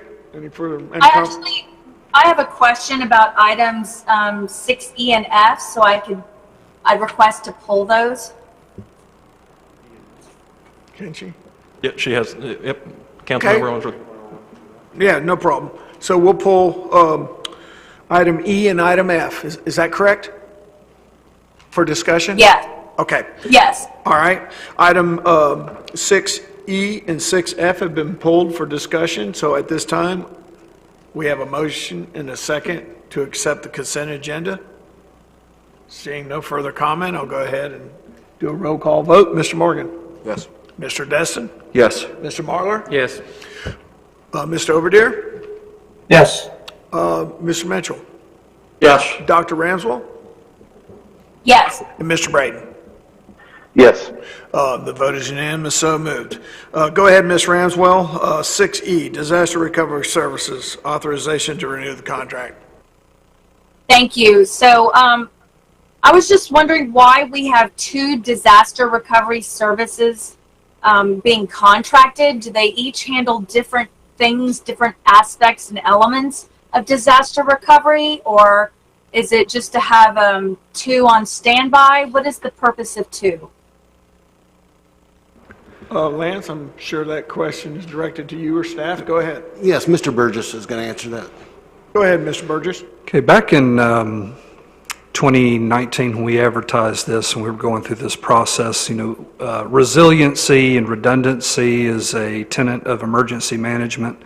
And given the situation that happened in Hurricane Irma in South Florida, some disaster recovery agencies were lured away from one community or another by the promise of incentivized contracts. So I thought that the resiliency in having 2 continuing services providers in this area would only serve the community. One is located close to Mobile in a town called Theodore, Alabama. The second is in Leland, Texas. And just thinking that a tropical storm probably wouldn't affect both of those communities, that we would, have the benefit of getting one or the other, or both, depending on the size and nature of the storm. It just kind of falls back to resiliency. And we do not have a preferred provider. We just want the first one to be able to respond. Go ahead, Ms. Ramswell. Thank you. I appreciate that explanation. So it's not a matter of really cost or anything else other than just sheer availability and timeliness in being able to respond, correct? That is correct. Okay, great. Thank you for explaining that. Are there any other questions or comments from any of the other council members concerning these two items? I guess we can knock out two of them at the same time, correct? I guess? You Okay. can, since it's on consent. We have, because they're both doing the same thing. All right. Seeing if there's no further comments, I'll entertain a motion. Motion to approve consent agenda items 6E and F. I have a motion. I'll second it, Mayor. And I have a second. Is there any further discussion or comments? Seeing none, I'll take a roll call vote. Mr. Braden? Yes. Dr. Ramswell? Yes. Mr. Mitchell? Yes. Mr. Oberdeer? Yes. Mr. Marlar? Yes. Mr. Destin? Yes. Ms. Morgan? Yes. The vote is unanimous, so moved. All right. Should we take a break? It's at 7:30. Folks, we're going to take a 5-minute break. Give everybody a break before we enter into item 7, comments, presentations from the mayor, council, land use attorney, and city attorney. 5 minutes. Thank you.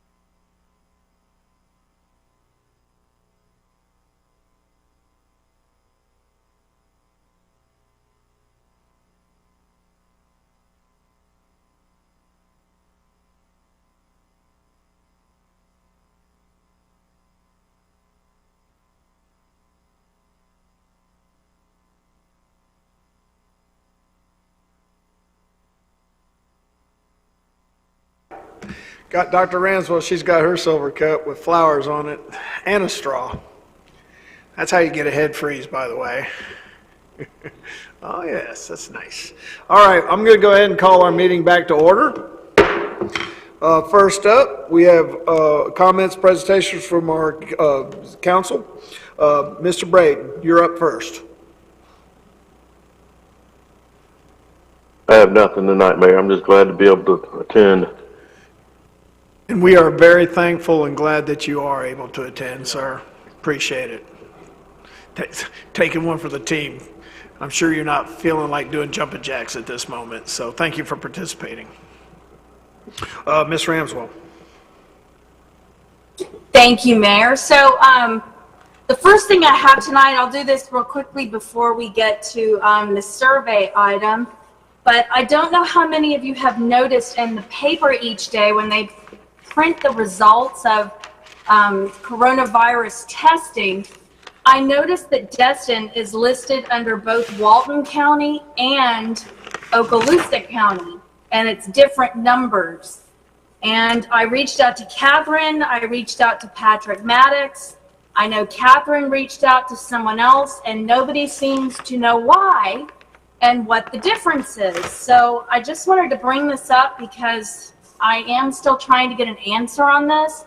I can make all sorts of assumptions, but I don't want to assume anything. I want to get some actual factual information. So I just wanted to bring that up in case y'all have noticed that in the paper as well. And then the second item is the walk-on item that was requested to be put on by staff. Mr. Burgess or Mr. Johnson, I'm not sure if y'all want to lead this off. Sure. During a conversation earlier this week, the question came up if the survey boundary lines were including the harbor side of Noriego Point, and I honestly wasn't sure the answer at that point, so we checked into it, and the survey that we currently have contracted for only includes the East Pass side of Noriego Point. So Mr. Burgess asked about an additional work order to include the harbor side of Noriego Point Park, and that's what's before you tonight for that additional work.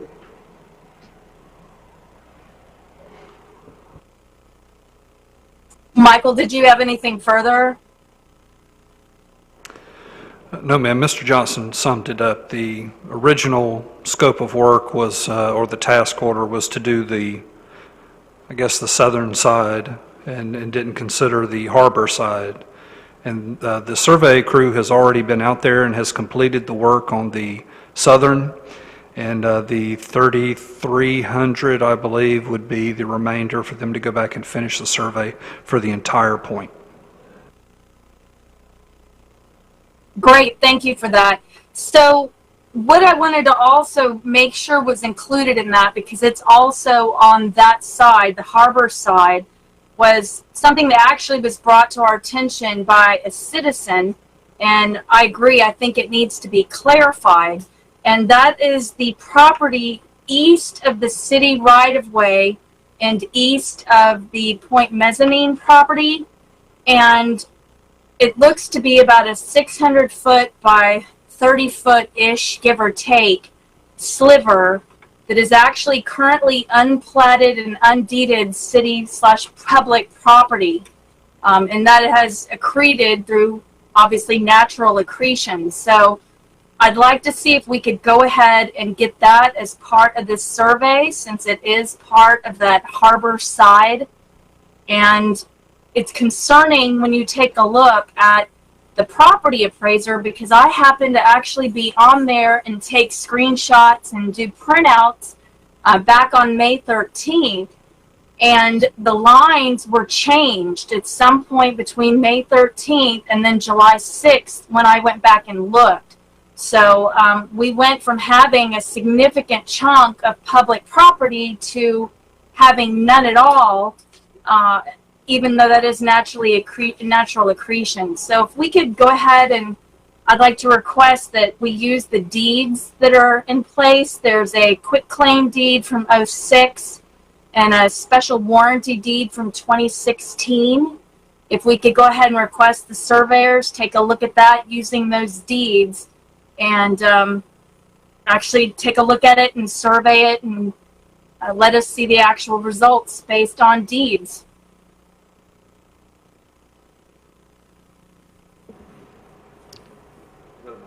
Is that Period. Is that a motion? Is that a motion? Yeah, I'll make that a motion. Second. Okay, we got a motion and a second. Is there any discussion? Anybody want to ask any questions or make any comments about this survey and the expense of it? Go ahead, City Manager. I just want to clarify that the additional work that is being discussed right now was not a part of the quote that was given to us. So there would be an additional charge for that. And that charge was $33.20? The $33.20 was to perform the survey on the harbor side of Noriego Point Park. So the additional 600 by 30 that is being discussed now, there would probably most likely be an additional charge for that work also. On top of the $10,000 for the pass side survey. I'm going to try it one more time. Add it all up. So yeah, tonight. Total, not in addition to 10. Yeah, the $10,000 not to exceed was for the East Pass side. Tonight we're looking for. We were looking at the harbor side of the park only, which was the 3,000. I don't have that number right in front of me. Michael, what was it?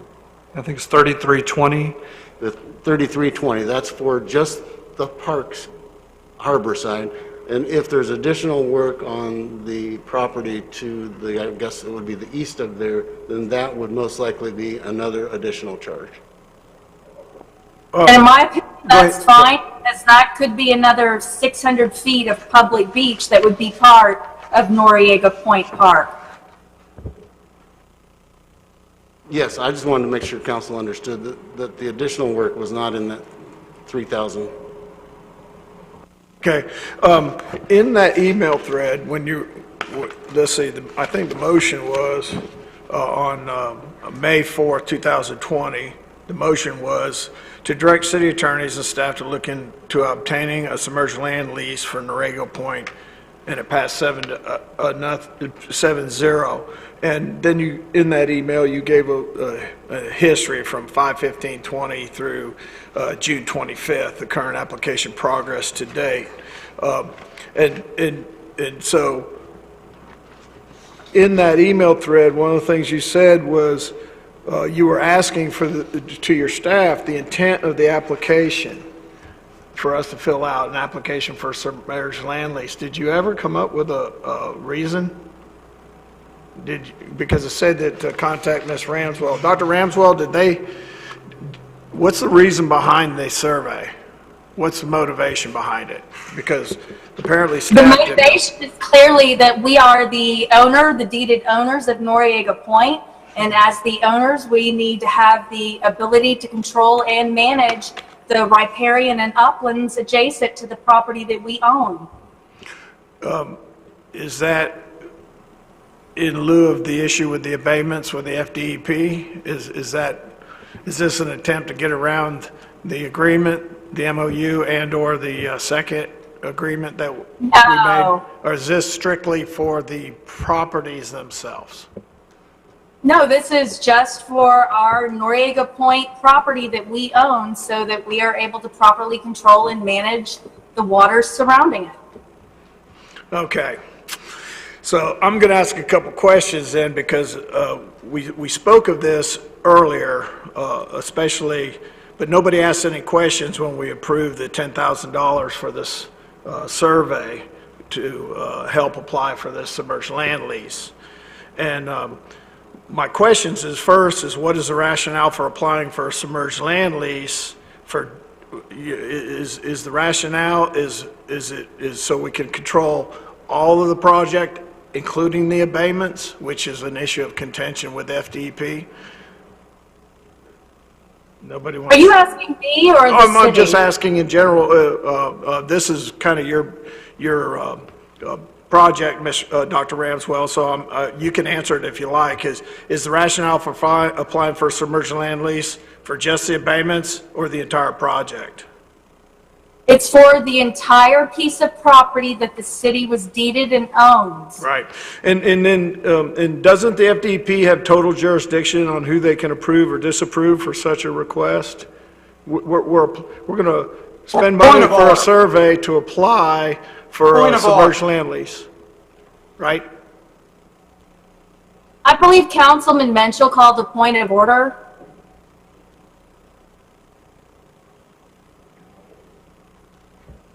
You're muted, Mr. Menschel. You're muted, Mr. Menschel. We're dealing with the motion right now. I don't understand what your interrogation's about. It's not interrogation. We had a motion and a second, and this is part of the conversation and comments to this motion and the second. These are legitimate questions of we've got a motion here to spend money. Some of these questions weren't asked when we approved the $10,000. So before we spend any more, I'm just asking a couple questions to make sense of why we're going to spend taxpayers' money. Whether it's a legitimate cause or are we beating our chest and kind of peeing in the wind, applying to an entity that has control over this said project and assuming that they would grant us a submerged land lease when our intent is to circumvent their desires in the memorandum of understanding. Absolutely not, Mayor. And now I'm calling point of order because you are bringing things into this that have absolutely no bearing on the situation whatsoever. Does it or does it not? Does it or does it not what? Have anything to do with it? I mean, there's got to be a motivation behind why we want to spend this money. You know what? You've asked that, and I've answered it several times, and it doesn't matter how you word it. I'm still going to answer it the same way. All right. Well, I won't ask any more questions. Here's my commentary for the record.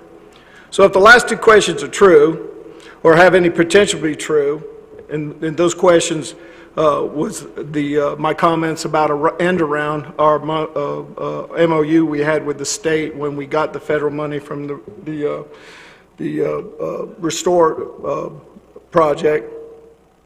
And if this argument over the abatement, which we've already come to understanding to give 1 for dual use and 3 for swimming only.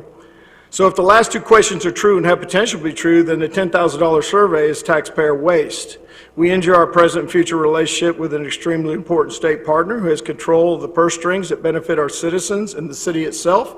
So I called a question, is that an appearance of good governance, just at face value? Is it good policy to risk that due to the whims of a council member or members who haven't explained how these actions actually benefit our citizens or city, long or short term? There are multiple. Mayor, you know what, Mayor? Let me finish, ma'am. Let me finish. Point order again, because number one, I'm going to finish. There are multiple surveys done and on record of this said property. So why are we spending $10,000 of taxpayers' money for such an opinion is an unreasonable request. I wish I had asked these questions at the last council meeting, and I'm surprised that no other council member did either. I am looking forward to a response to these questions which you've given, and during these times of duress on staffing and daily challenges, I apologize for even burdening you with this request, but the times demand some answers as soon as possible so I can assimilate facts from fission and be accurate in my comments next week. And I'd like the record to reflect that the mayor has shown a clear bias with this project based on text messages that everybody has been privy to. So I absolutely oppose his being able to even speak on this issue. Go ahead, Mr. Marler. Okay, let's back up a few minutes on a history lesson. Somewhere, I don't remember the year, but it was after Hurricane Opal, that entire area that we're talking about, including Point Mezzanine, wasn't there. Hurricane George took the entire section, probably including some of the Noriego Point that we're discussing. If the intent is to find out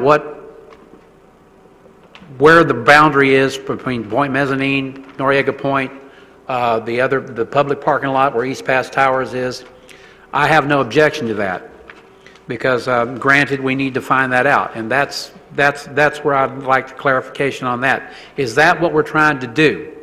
Is find out the true property lines of what we own on Noriego Point? Ms. Ramswell or Mr. Mitchell, somebody answer that for me. Go ahead. My suggestion would be to allow the land use attorney to, if it's available, let her read the application. They've got the application. They clearly identify in there what the use is, rather than all these assumptions. Okay, but my point being, Ms. Ramswell mentioned natural attrition, and unfortunately not all of that was natural. It was unnatural because the Corps of Engineers had to come back and seal that entire area, basically rebuild part of Noriego Point from East Pass Towers all the way to where we claim where our sign is actually, and beyond that. So I can understand what we're trying to do, but I don't understand why we are, I guess, how much money we're going to spend on this just to find out a few things. I agree, we need to find out the definite property lines for Noriego Point, Point Mezzanine, the city's public parking lot, and where East Pass Towers property stops. If that's basically what we're trying to do, and if that's including the abatements, as long as we don't ruffle the feathers of the state and the DEP on that, then I have no objection. But I'm trying to understand the clarification. My request when I originally made it was simply for us to be able to survey all the way around the point so that we could, number one, determine what property is ours, where the lines are, just get a current survey, and then be able to properly manage, control, repair, whatever, anything to do with the property that was deeded to us. What I brought up tonight is that additional piece that is unplotted, undeeded, that needs to be taken a look at, because it could be an additional 600 feet of harborfront property that we desperately need. If it's ours, fantastic. If it's not, it's not. Okay, Ms. Ramswell, then I would like to make the suggestion that be a separate item, because we don't have anything in front of us here to show us that piece of property that you're discussing. It may be ours, it may be somebody else's, I don't know. But I don't have anything in front of me to show it, unless I go to a GPS map, and I don't know if that's going to tell me what I want to know. So my request is that we go back to the original motion, and then either at the next meeting, we could possibly come up with this one. Without any information, I couldn't really vote on it tonight in a positive way. Sure, and I see your point, but the point I was making too is that the original intent was to survey all the way around the point. If we do it separately, then we're going to have to get a surveyor to come back out with its equipment, and it's going to be an additional however time frame. I don't know about additional expense, but it could be. But while they're out there, just do the whole thing. Then I would suggest that we have a delay in what we're doing with this particular motion, and possibly just delay the entire thing till the next meeting, and then give Mr. Burgess a chance to find out what the extra cost is going to be, and also at the same time change the scope of what you're asking for. I think that would be, in my personal opinion, the proper way to go. I'll yield to any other council members. Anyone want to weigh in on this? I would just like to go back to my original question. The issue is not the survey, where we're surveying, where we're not. The issue is, what is the intent of the survey? What is it going to be used for? If it's going to be used for to apply for a submerged land lease, so we gain control of the abatements to do what we want, there's no way in hell the FDEP is going to issue us a submerged land lease, and it's money poorly spent. Because they're not fools. They have already made a memorandum of understanding in 2013 that those abatements were going to be used for swimming and boating. Our Councilman Destin, our city attorney, and staff made a compromise to that MOU, which allowed one abatement to be used for both, and 4 strictly for swimming, which was your main concern, and Mr. Menschel's apparently as well, and that was a hell of a good compromise. So to saber rattle and to try to apply for a submerged land lease to the very agency that we're trying to kick in the shins doesn't make common sense to me, because most likely they're going to see through that and they will deny a submerged land lease, and the money for the survey is a waste of money. I think we need to take the agreement we have.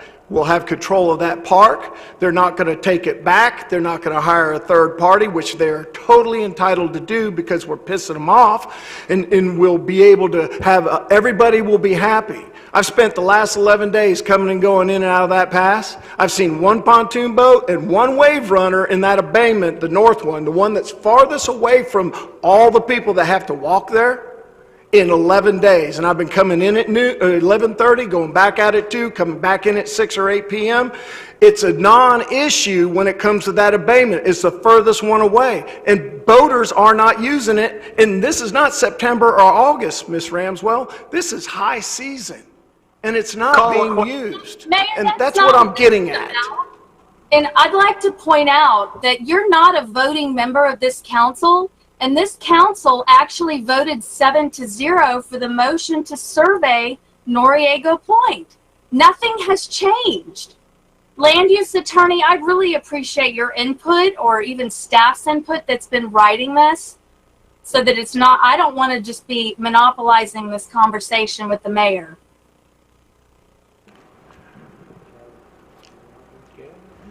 I'm going to let that rest. Anybody else want to say I've said my piece?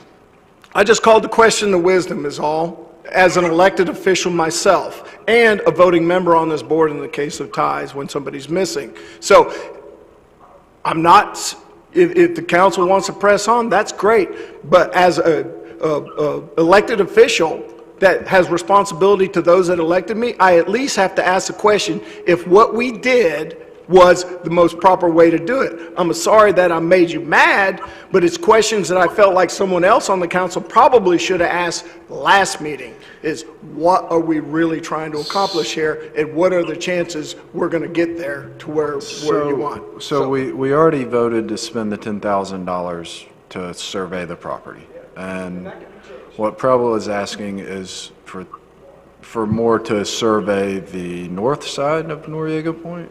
To try to, is that what we're asking? Yeah, apparently when the survey was being obtained, that they only did it for the southern, like the pass side, and not like around the whole side of it. Mm-hmm. So that's why Michael and staff, city manager, brought back the request tonight for the additional funding that was to incorporate that harbor side. This might be a question for Kim to apply for the submerged land lease that I've heard him talk about. Is that something the council would have to approve to make that application? Okay. You all already voted to approve to apply for the submerged land lease. That's when you approved the $10,000 survey, because the survey is part of the application. That was the purpose of the survey originally. So at this point, we're just looking at whether to increase the area covered by the survey to the other side, And to the harbor side. how far, without seeing any photographs, and probably, I'm sorry, I didn't catch your email that they've been talking about tonight. I just looked at it. The email from Burgess, I think, that we got today. I haven't seen it until today. How far down is that survey going to go? How far are we asking for it to go? Right now, it covers the Gulf side, as I understand it, and Councilmember Ramswell is talking about going in a full circle, basically. Is it in front of Point One's property, or what? claims their property, where's the survey going to end? Where's the scope of work going to be? It would cover the entire area, including, as I understand it, Point Mezzanine, but just for the purpose of going around the whole circle. Is that correct, Councilmember Ramswell? Am I understanding you? The original one, my original request was the whole point, the whole pass side, harbor side. Tonight, and I would assume that would have been the entire parcel, the 1,600 feet essentially of Noriego Point. And so what I brought up tonight is the fact that there is undeeded, unplatted 600 feet by about 30 that is east of Point Mezzanine that is, because it's undeeded and unplatted, it needs to be surveyed to determine whose property it is, and it could be another extension of Noriego Point. Now, just add something real quick. I believe Mr. Burgess, when he got this new quote for $3,320, was just under the impression that we were going to go to our current park property line. And that's all I was trying to say earlier was, I think the $3,320 takes us to our current park property line, of which abuts to the old Point 1 property, Point Mezzanine property. So there just may be an additional charge if we want to go beyond that. That's all I'm saying. And Mr. Morgan, to answer your question, all I'm bringing up is the action we took on May 4th, 20. I was just calling into question when we made that vote, 7-0, to apply for submerged land lease. We never got a clear justification for doing it. That was the whole purpose of my questioning, was saying, how, did this just go by everybody, including me? Because I didn't ask at the time either until I saw those email threads. I understand. I think, but that vote's been taken, and so that matter's been settled when we voted on May 4th. But I think my problem tonight is I'm not sure what we're voting on exactly, because I'm just now looking at this email. It was buried in my city emails from today. So I think I'd like to have staff put something together and look at this at the next meeting, unless the survey's to take place in the next 2 weeks, and then I do understand the time-sensitive nature of it. But I think my concern is that, we're not exactly sure where this survey is going to end. And I'm not sure what I'm voting on exactly. I haven't seen any maps or anything. The existing work order was for the southern part of Noriego Point. This would wrap the north side all the way to our property line. So we would go from our property line on the southern end, around the point, to our property line on the north end. Ray, could you read the motion, the original motion?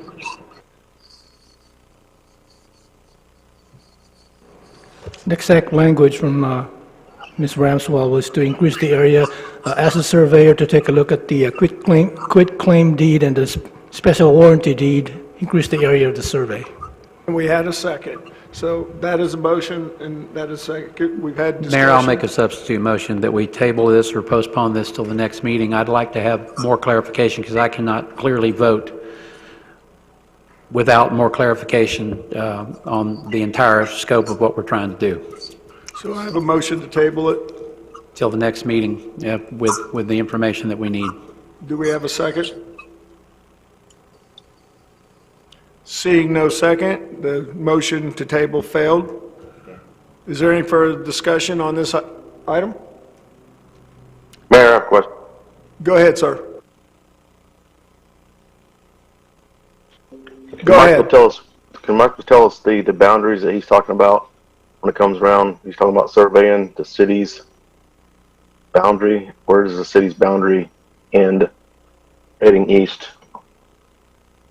Mr. Rant, did you hear Mr. Braden's request? Okay, go ahead. When I spoke to the surveyor, when we were originally talking about this project, we provided him a copy of the Okaloosa County Property Appraiser's map of Noriego Point. And the discussion was to submit for a submerged land lease for Noriego Point. And the original survey scope called for the survey to be conducted on the southern side, all the way to the point, the nose of the point. And then following this discussion, I reapproached him about conducting an identical survey on the north side, the harbor side. And he put together the scope of work and the quote that you have before you tonight for that. And does that help, Rodney? Yeah, I guess I haven't seen the map of where he's saying how far. I mean, he's saying our property line a few minutes ago, the city's property. Where does that not go all the way east to where the pavement starts? Correct me if I'm wrong, but isn't the point one property between the end of the Noriego Point project and our paved right away?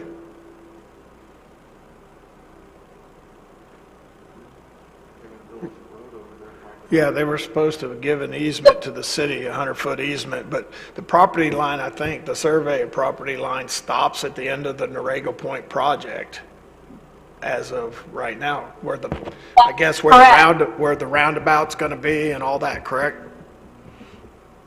Sure. The property line, it's the park property line that Mr. Burgess is talking about right now, and that is at the western edge of the old Point 1 property.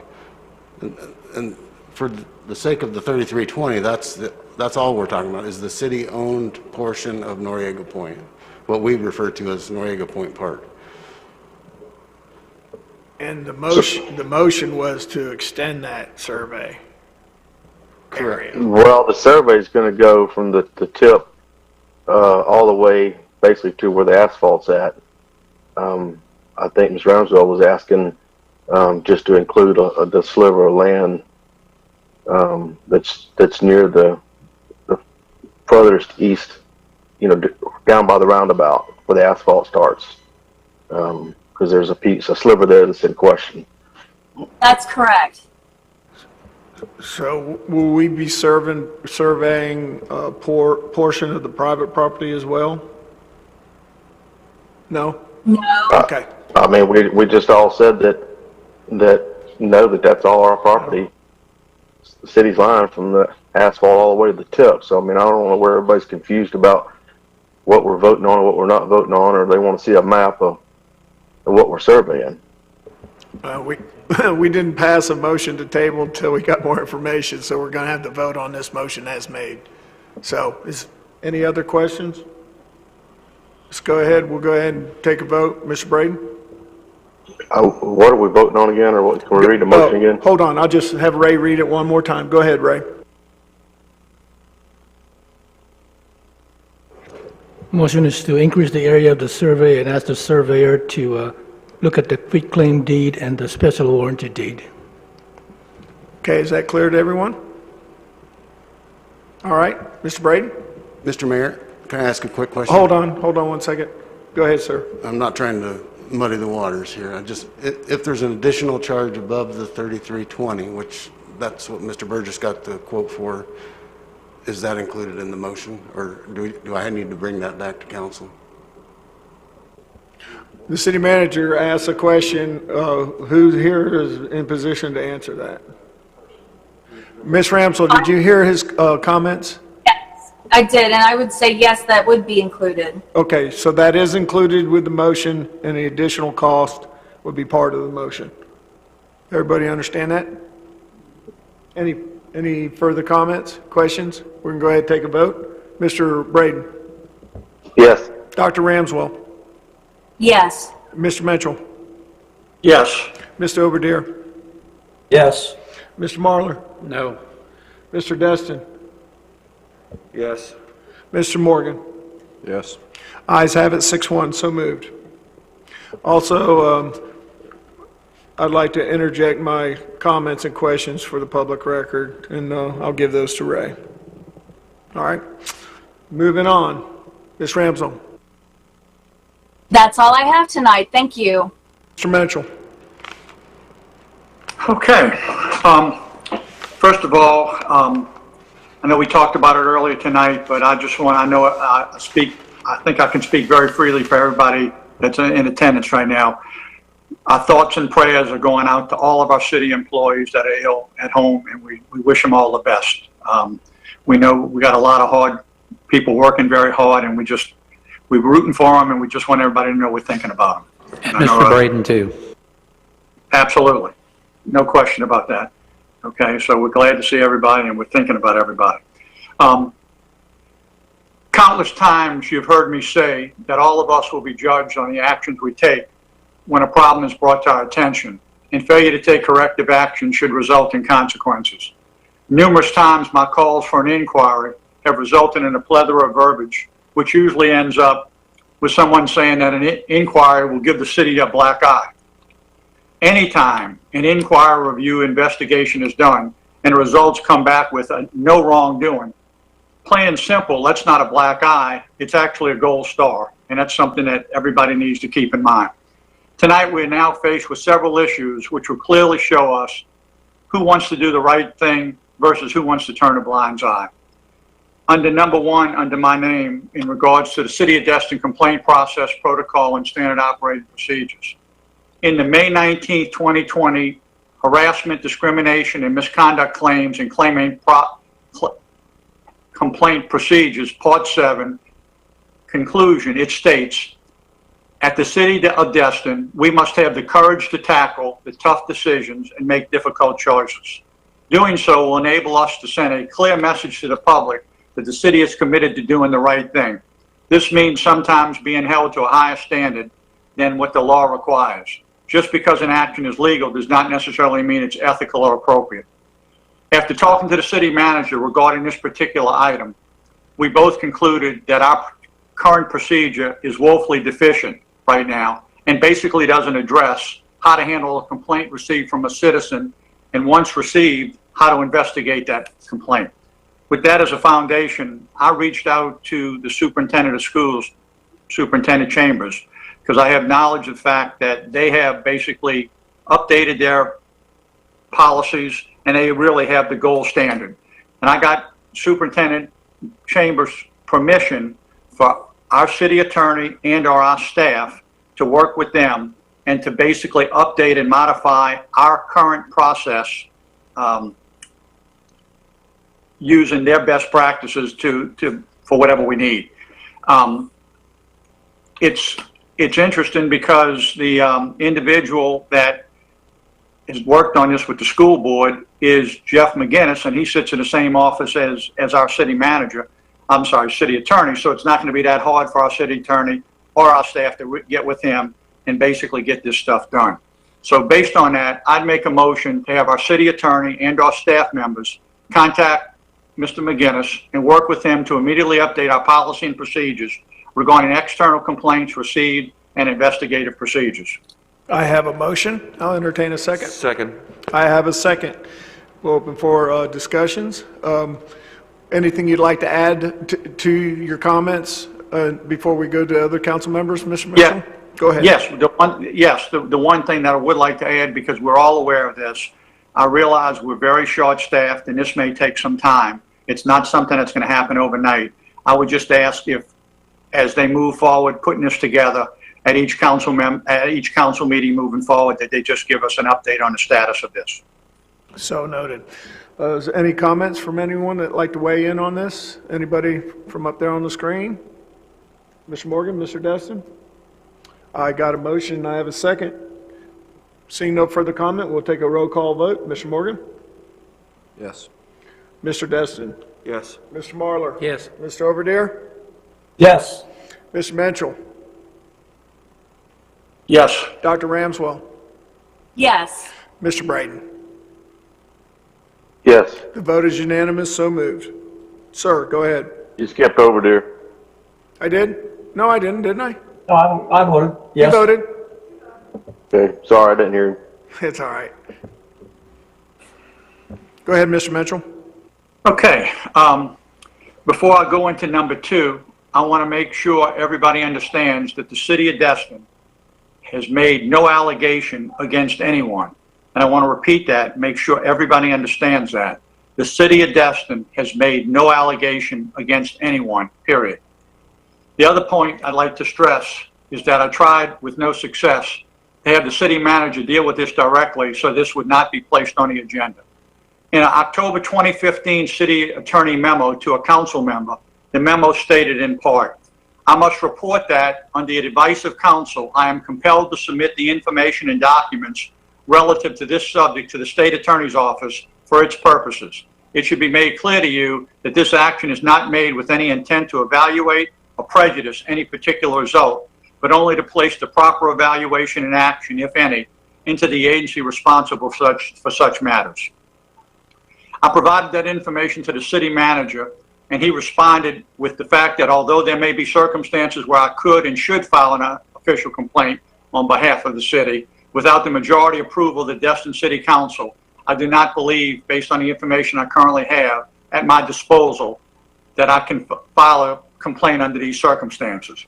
I responded back with the city manager and advised him that there is one quick remedy for him to obtain more information, and that is to meet with or call a complainant, either one-on-one or with our attorneys. But sadly, the city manager refused, which led me no choice but to place this on the agenda. The city manager also reached out to both of our lawyers and asked if he was to forward the information, on which agency would he send this information to, and both provided him information. Just to be clear, tonight is not the first time that this item was placed on the agenda. I actually had it on the agenda for our last meeting, but pulled it from the agenda based on a conference call that I had with both of our attorneys. Our city attorney requested the opportunity to review various contracts and then provide input to me. But days after that arrangement was made, I was advised that the agreed upon contract review would not take place. Based on the fact that the contract reviews were not completed and the fact that the city manager would not act without the item being placed on the agenda, we have it before us tonight. As I read earlier in our current complaint procedure, the city of Destin, we must have the courage to take the tough decisions and make difficult choices. Doing so will enable us to send a clear message to the public that the city is committed to doing the right thing. So what public image do each of you want to send tonight? It's that simple. I feel that the city of Destin should forward the allegations received to the proper investigative agency that are responsible for such matters so that the proper evaluation and action, if any, can be taken. I want to stress two things. We're talking about right now, under item 2, we're talking about 2A. We're not discussing the merits of any complaint. Again, I want to stress the city of Destin, no one is making this allegation.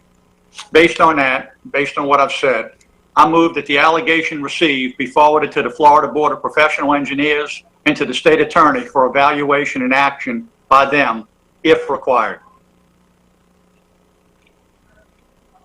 I'll second that. Can you repeat that motion one more time for clarity? Absolutely. I move that the allegation received be forwarded to the Florida Board of Professional Engineers and to the state attorney for evaluation and action by them, if required. We're referring to item 2A. Thank you, sir. Ray, you got that? We have a second by Mr. Braden. Open for discussion. Mr. Mayor, Go ahead. You need me to read the motion again? I got the motion. My question is, this allegation that was made, was this not forwarded to whatever the state agencies are that control Mr. Trammell? It was not. There was no action taken by the city of Destin, number one, and nobody notified the state attorney's office. But was it, this was filed by a private citizen, wasn't it? Yes, it was. But it was also the city of Destin's in receipt of a complaint, and we've not acted on it. Well, I guess I'm not clear on why we would need to submit a duplicate application. If it's already been filed, let's wait and see what the state finds out about this, whether it's the attorney's office or whatever this regulatory board is that controls Mr. Trammell's actions. If they've already received complaints from a civilian member of the community, why would we have to double up on that? Why don't we just wait and see what they decide? Okay, and in response to that, I also am saying to you that my motion included the state attorney's office. Okay, but there's been an original complaint filed by a citizen, correct? Yes. Okay, so you intend for us to just pile onto that and make a second same complaint to the same agency? No. I guess I don't understand why we would need to make another complaint. If the one's already been made, let the state take their action. They'll get to the bottom of this and either say that they need to take some action or they don't need to take action. Why would we want to get involved in this? No complaint has been filed with the state attorney's office.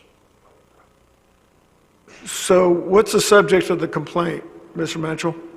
I'm not going to discuss the merits of the complaint at all. I don't think that's proper. I've done everything in my power not to have this public like this.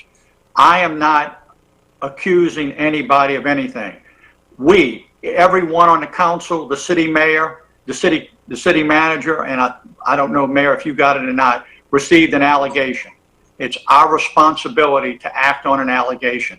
We're not accusing anybody of anything. We're acting according to our oath of office, Florida statutes, and the list goes on and on and on, to send it to the proper agency. If you recall what I read earlier, a previous city manager sent the information. There wasn't a debate over, oh, should we do it, should we not do it? We've received a complaint. We don't know if it's true or false. It's not our place to. We're not investigating. All we're doing is forwarding an allegation to the property authorities to be investigated. But, so I think, because I read it, it was a while back, it was an allegation by Mr. Early, I believe, who doesn't even live in the city limits of Destin. He filed a complaint against Mr. Trammell. With the case he made, I think he was also accusing the property appraiser of malfeasance at the same time. So if his case was that serious, why didn't he just go ahead and file the complaint with the state attorney's office and any other entity versus us? I mean, Mr. Trammell does business with the county, the city, private individuals. Why do we, I just don't see the wisdom in us intervening in his personal vendetta or concern or whatever his case is that he wrote that letter that was about 8 pages long. I didn't read it all. I just read the gist of it, as he felt like the property appraiser and Mr. Trammell didn't act within the scope of their professional requirements. So why should the city, our city manager or attorney for that matter, why should we get in the middle of a private matter between a citizen in a professional business regulation? I don't see the wisdom in that, first and foremost. Well, possibly because you don't understand the law, okay? And I am not going to discuss the merits of the case. I wish you had not, because we're not trying in any way to damage anybody's reputation, and I tried very hard not to have the name come up.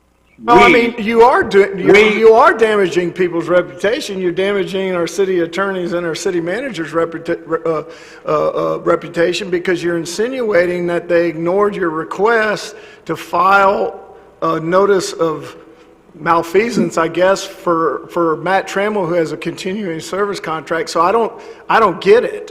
I just don't see where we step into play. I mean, other council members may have a different opinion, but that's my opinion, and you're correct. I do not know the law. I'd have to acquiesce that to our attorneys. But the point is, Mayor, I would just caution you, you're making a lot of statements that you have nothing to back it up on. I am not accusing anybody of anything. I started this conversation off with that. I'll end it with that. We are in receipt of an allegation. The city in the past, when they have received information, has forwarded on. In regards to the city manager not doing it, I have no problem with that. What I said to you, if you listened when I read my remarks, were the fact that the city manager did not feel comfortable and wanted brought before all of us. That's what I am doing. Okay. I'm not saying anything about he opted not to do it, and that's fine. And here we are. The bottom line is, I want to say again, we are not accusing anyone of any wrongdoing. We are in receipt of a legitimate complaint. and it needs to be reviewed by the appropriate authorities. Like I said earlier, there may not be anything to it. And guess what? If the proper investigative agencies review it and there's nothing wrong, well, it's not a black eye. It's a gold star, period. But we don't know, and it needs to be forwarded on for review. So it's up to my fellow council members if they want to do the right thing or not. I would disagree with it being a gold star, that comment, but I would say that I wasn't on the council when we had our credit card issue going on, but had I been on the council at the time, I would have been very disappointed in our city manager at the time having not brought it forward to us, because I certainly would have voted no to send that complaint to the Attorney General. I don't think it warranted an investigation. So I do appreciate Lance bringing this to us. In the past, we've always, you know, when we were looking for a city manager, we were looking for a city manager that was more responsive to the council. And I appreciate his deference to the decision the council makes tonight on the question that Mr. Mitchell is posing. So I do appreciate that from Lance, and I would have appreciated it from Mr. Casella had I been on the council when the credit card issue was going on, which I think is what Steve might be referring to. At the same time, we will review this during the development review process, many of the complaints that we have received from this individual, and I think that would probably be the most proper place for the city to review these questions that they have posed regarding that particular piece of property. So that's where I stand on it. And during the development review process, we'll certainly, I'm sure, our city staff will be looking at those questions. And in the meantime, the complaint has been submitted to the professional engineering folks in Florida. And so, you know, I'm sure we're going to be privy to the results of that. And anyways, that's my piece. And yep. One thing that I would like to comment, Chatham, to your point, okay, regarding the gold star. Let's just use the analogy of your restaurant being inspected by the Board of Health. Somebody makes an allegation against you that there's something wrong in your restaurant, and they come in and review it, okay, and you pass with flying colors. That's a gold star. That's not a black eye. That's what I'm referring to. We're always so worried about gee whiz. The purpose of any investigation is to prove or disprove an allegation. Okay, it is just as important, probably more important, to find somebody innocent when they're innocent. Just because somebody's under investigation doesn't make them guilty. And lastly, I didn't bring up anything about a development order. This has nothing to do with a development order. Okay, there's an allegation against an individual. Straight up, the development order, property, none of that has anything to do with this. This is strictly the city received the complaint, and are we going to do our due diligence and pass it on? If you all say, well, it's already been passed on to one agency, I'll submit to you that it was not passed on to the state attorney's office, and that's something we need to consider. Mr. Mayor, can I chime in, please? Sure. The floor is open to anyone who would like to comment at any time. Just raise your hand. Mr. Braden, I got you up next. My heartburn is the individual, and I will not mention the name, but the individual, once he posted these emails and these allegations on our website, it became public knowledge. It became public record. Secondly, the problem that I see is that it would hold more weight if the gentleman was an actual citizen of Destin proper. He is not. And that to me is a problem. He has the right, as it was already stated, that he can go ahead and make all the complaints and send them to wherever he wants to send them to, including the state's attorney's office. But not being an actual citizen of Destin, I don't see where these complaints become the city of Destin's problem or the city manager's problem. If he's complaining about something in Destin, that's fine, but it's it puts us in a position of we're taking the word of a gentleman who's not in Destin proper and taking it for granted that we should have to file the same things. It's already on public record because of the emails that he sent and the allegations that were already put into the emails of what he intended to do. So therefore, I don't understand why we have to piggyback on him or on the same situation without having, you know, the private individual actually coming here and making his allegations in front of the council. You know, like I said, it would hold more weight to me if I was looking at more than just emails and allegations. But he is a citizen of Okaloosa County, and wherever he lives in Okaloosa County has that right to do what he did. And that's where I stand, because I just don't understand how the city should be involved in a personal issue. I'll respond to you because you're asking questions, and then we'll just keep moving on, okay? Because we're not going to take all night on this. First and foremost, regarding public record, of course, emails are public record. But if somebody doesn't know they're out there, they're not going to know about them, so they have to query them first. So it's not general knowledge unless you knew about it to make the public record request to begin with. Second of all, the fact that he doesn't live here, how many times do we have citizens call in, send things that don't live to Destin? So if we follow that trend of thought, nobody that ever calls anything into Destin or has a comment. Okay, we have people that stand up before the city constantly at the dais that don't live in the city, and we sit there and take their information and act on that. So that's not really a valid thing. And lastly, I'll say it for the last time. The allegation was not forwarded to the state attorney. There is no duplication there.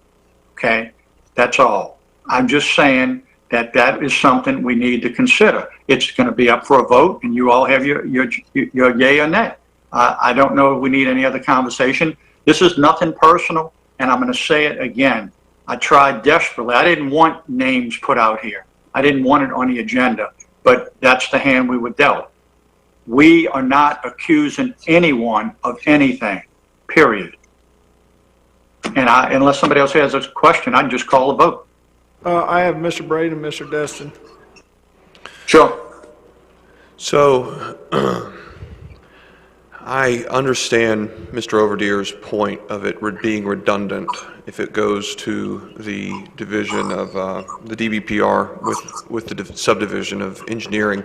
And at some point, I do understand Mr. Minchel's point about it having not been submitted yet to the state attorneys. To some degree, I put the onus on the filer to do that if it was so desired by them to do that. But moreover, I do know that procedurally there's going to be an investigation done by the DBPR, and that's an administrative analysis that they will take, and an investigation that they will take from an administrative standpoint. If they go through their fact-finding and discover that there could be a criminal component, then it would be sent over at some point to the state attorney's office to pursue criminals. So, you know, I don't see why we need to hop in and fast forward this process on that's going to play itself out. And basically the state attorney, if the process is followed, it's already in the hands of the DBPR. They'll do their investigation, and if there's merit to warrant some sort of criminal component, that's when they will weave in the state attorney's office, if I'm understanding normal procedure correctly. So I just don't see why we need to do that. So Thank you, Mr. Destin. Mr. Braden. Thank you, Mayor. Kim, maybe you can answer this for me, or maybe you can't. But when the city receives a serious allegation, at what point are we legally bound to take action or to report it to the proper authorities? I think that question is very fact specific, but I think we need to take into account Councilmember Minchel's first item under his reports, which was to work on that complaint process that I don't think we have in place yet and probably needs to be in place. But with regard to the specific complaint, as certain councilmember Overdeer just mentioned earlier, the complaint has already been filed with the Division of Professional Engineering.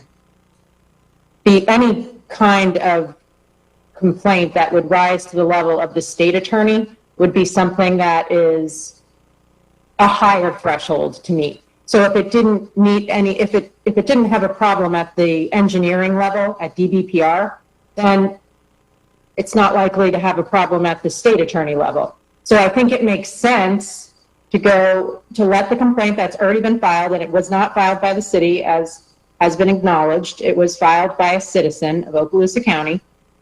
Let it go through that process. If DBPR sees an issue and some kind of criminal issue comes to the forefront, then we can look at it at that time. But as of right now, there's no reason to believe that any of that has occurred because it hasn't been reviewed yet. And that is the appropriate entity to look at the complaint. Even Councilmember Menschel is not saying that staff here should be reviewing the complaint to determine whether there's any validity. He's saying forward it to the proper entity. The proper entity already has it.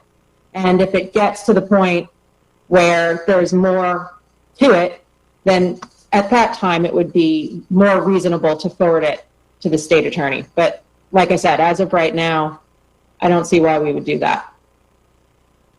Okay, thank you. I want to interject one other point. I think it's important. My Go ahead, final point. Go ahead. I think it's important for all the council members to realize this. Yes, everybody realizes and has spoke to the fact that the complaint has been forwarded by a citizen. The fact of the matter is, we received the information on June the 30th. On June the 30th. It was not until July 8th that the city actually realized that the complaint had been filed.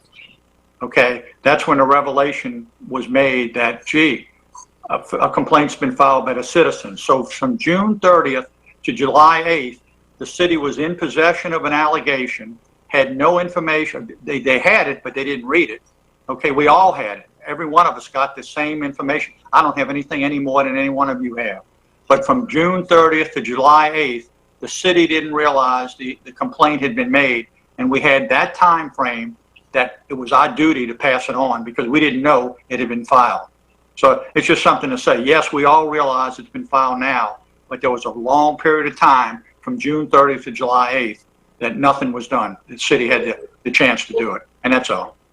I mean, there was that week. However, I would say in the defense of those that received the email that we've had multiple crises going on health-wise at the city, and not everything is being processed as quickly as it would. And so in the defense of staff, really, I'm not sure that having a week go by on this was anything unreasonable, truly. I mean, we have a crew at the city. There's nobody around. Well, and to the point, Steve, listen, we approved C1, which is we're going to go through the complaint process protocol, standard operating procedures, and the hope is that if anything was to come back to us in the future, then we would have a procedure that's ironclad in place that won't allow anything to slip through the cracks. So, you know, I hear your point. I think we're working on trying to move the ball forward, and I'd say if you still are ready to take a vote, let's take a vote, man. All right. Seeing no further comment. Oh, Ms. Ramswell. I mean, Dr. Ramswell. I'm glad you didn't pull a muscle trying to wave me down. Yeah, me too. I didn't look up. I apologize. Go ahead. That's okay. Thank you. So, my understanding in reading through everything was that essentially the citizen gave the information to us because we were considered to be the injured or allegedly injured party. And so with that being said, the thought being us as the potentially injured party would then look into it. And I would follow that up with, does the DPPR actually, if they find some evidence of wrongdoing, do they automatically send it to the state attorney, or do they just have a ruling and send it back to the complainant? I guess that's my first question. And then my second question would be, as the one that was the subject and the target of the stupid credit card thing that turned out to be nothing but malicious and was completely dismissed, I actually would be more in favor of the vindication of someone looking at it and saying, you weren't wrong. That to me meant so much more, because it was almost like a slap in the face to the person that accused me of it. And that's just coming from me as being someone that was targeted previously. So I kind of look at this as an opportunity for us to be proactive rather than reactive. If some wrongdoing is occurring, I mean, shouldn't we be involved in trying to take a look at it and make sure there is no wrongdoing, so that the city is not injured further, especially, in situations where that particular entity is involved in multiple projects and multiple things with the city. So that's my thoughts. And Ms. Kopp, if you wouldn't mind just addressing the whole DBPR and whether it's an automatic forwarding. I'm not sure that it's an automatic forwarding. If they believed that there was something rising to the level of criminal activity, I would believe that they would be likely to forward it to the correct state reviewer. And if they didn't, it would be noted in their report. And then at that point, and this is hypothetical because certainly we haven't reviewed the substance of the complaint ourselves, but if that was to occur, at that point, the city could bring it back to council and take it, discuss taking it to that next step. But I don't see why we would want to forward any kind of complaint of criminal activity when we don't even have a state entity telling us that there's an administrative problem yet. The proper way to go about it, I think, would be to let the complaint that has been filed by a citizen go through the process, see the result, and then reconvene if necessary to take another action if any of those state entities, and I think there are several to which it was forwarded. I know there were several. Then at that point we could look at it. But at this point, I think the example of what happened to you, Councilmember Ramswell, like Councilmember Morgan said a few minutes ago, we don't want to just forward things off because there may be absolutely no merit to them. Just like there was no merit when that happened to you, I would prefer, to take a more reasonable approach and determine if something is really worth sending off. In this case, we didn't even have to do that because it's already been sent. So now we can see what the state has to say about it before we do anything. Thank you, Ms. Kopp. Ray, would you please read the motion again for everyone for clarity before we call a vote? Motion is for the allegation made of Mr. Matt Trammell be submitted to the Florida Board of Professional Engineers and to the State Attorney's Office. Ray, stop. Whoa. That's not the motion. All right. Would you like to repeat the motion, sir? Absolutely. I never used the name. My specific motion was I move that the allegation received be forwarded to the Florida Board of Professional Engineers and to the State Attorney for evaluation and action by them if required. I'll repeat it again.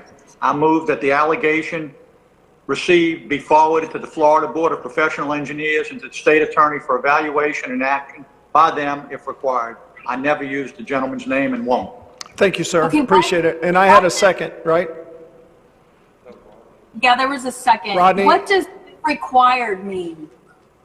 In other words, if they investigate it, and if there's something to move on, as a cop, you go to the fire department, they go to the house, they investigate it, and if there's actions needed, they take the proper actions. If they investigate it and something has to be done, they take the necessary action, plain and simple. All predicated on once they investigate it.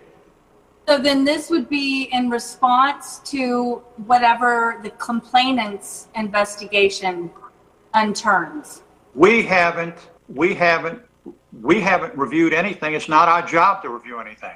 We received the complaint, we're forwarding it on, okay, and to the proper authority that has the authority to investigate the complaint.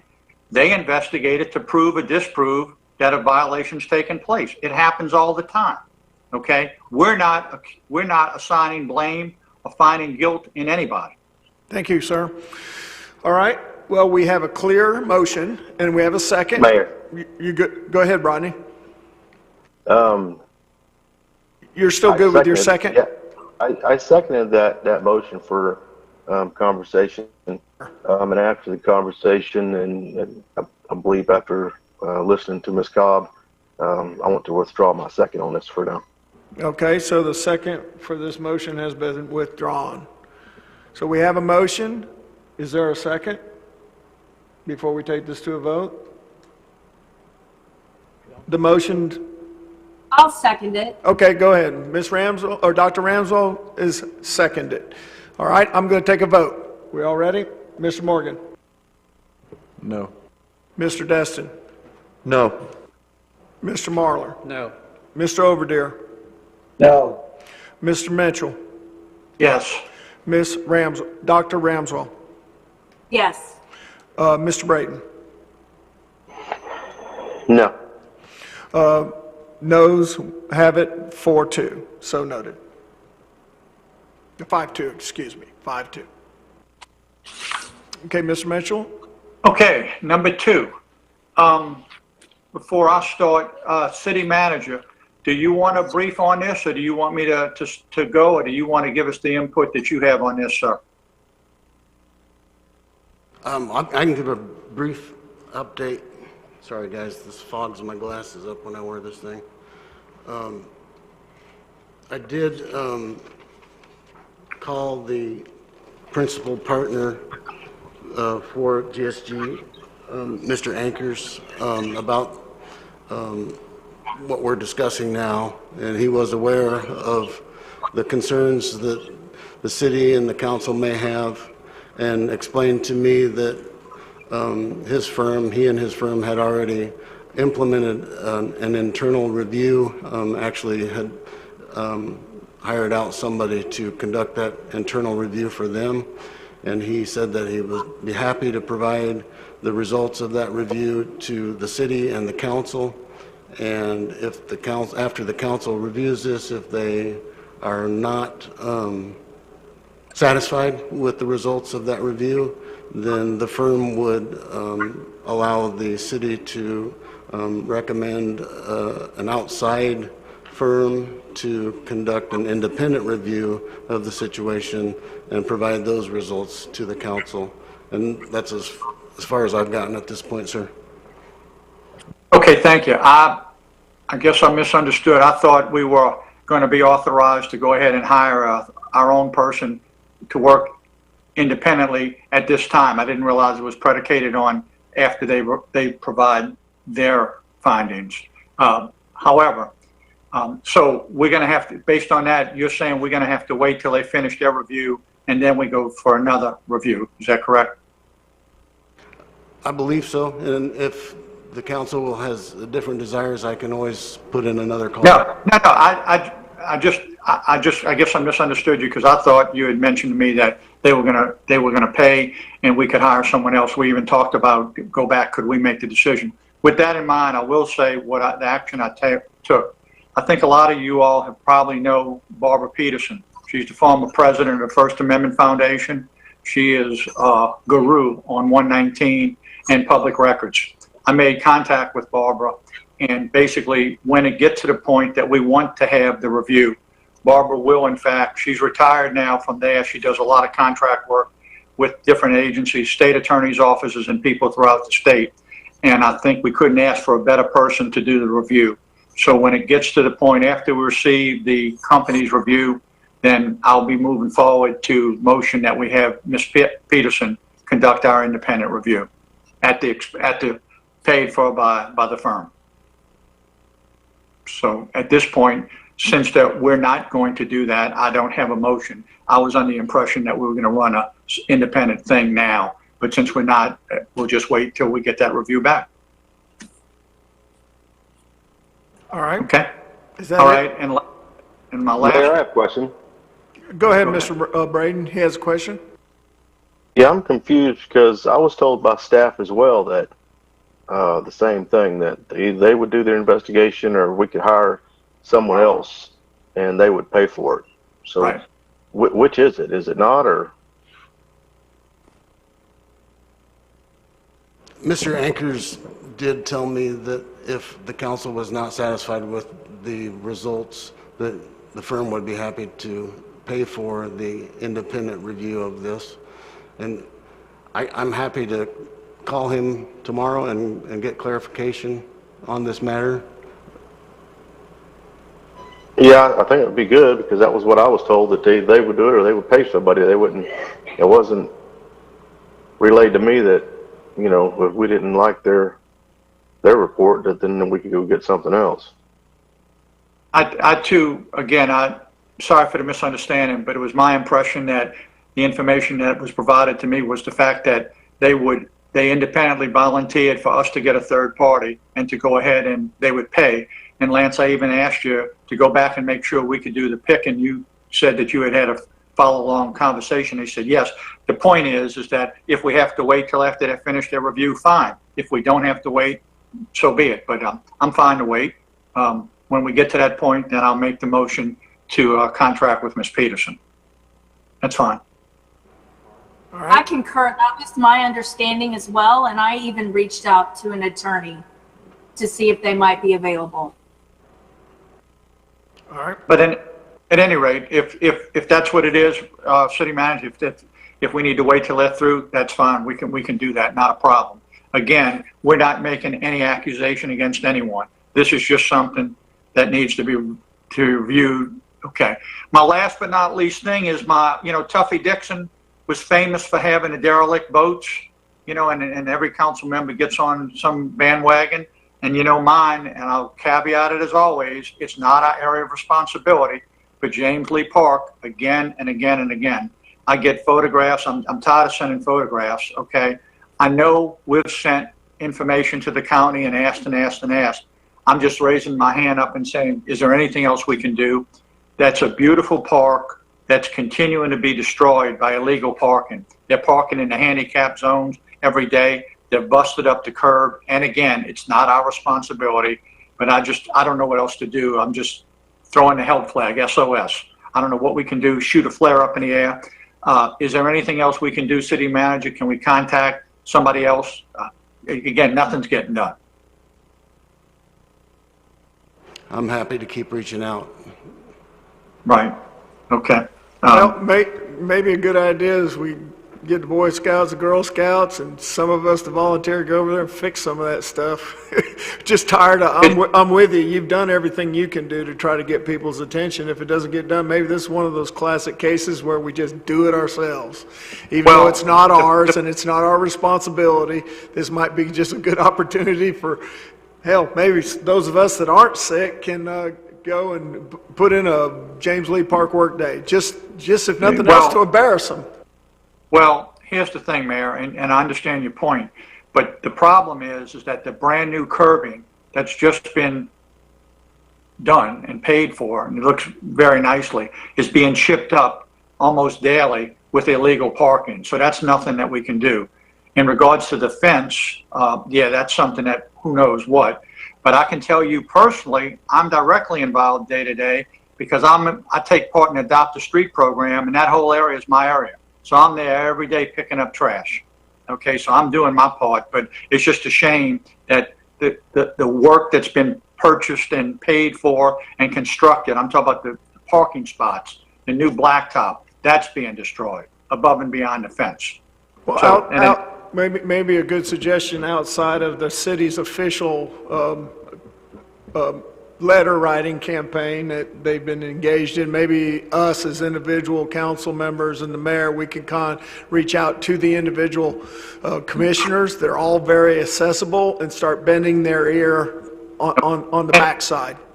And the bottom line, I'll close with this. We have beautiful parks, and we all know that this is not our responsibility, but we catch the heat over it because everybody assumes it's a destined park, and in fact, it's not. So thanks for everything. That's all I have tonight. Thank you, sir. Mr. Overdeer. Nothing tonight, Mr. Mayor. Thank you. Mr. Marler? Nothing, Mayor. Mr. Destin? Nothing tonight, Mayor. Mr. Morgan? For the next meeting, Ray, could you put under my name our meeting start times? And then for staff, if y'all could, we get these late meetings, and if we could start them at 5:30 like we do our workshops. I've always noticed inconsistencies, and maybe we could get out of here. I think we'd legislate better at 5:30 than we would at 9 p.m. Make it tough on us especially officially. me. But yeah, so that's it. Dr. Ramswell, thank you. Thank you, sir. I have no comments. Ms. Kopp? I don't have anything, thank you. Mr. Bowman? Just one thing, update on the 309 memo that was directed by council a little while ago. My law partner and I are working on that memo. We're passing it back and forth currently. Should have it finalized hopefully soon, and we'll send it out to council when it is done. All right. That being said, the last part of our meetings every time is public comment by anyone that's in the audience, which we have one lone soldier that's battled through the meeting. And do you have anybody online? No. Ray, do you have any emails? Thank you, everyone. Thank you, council members, city attorneys. I'm going to call this meeting adjourned.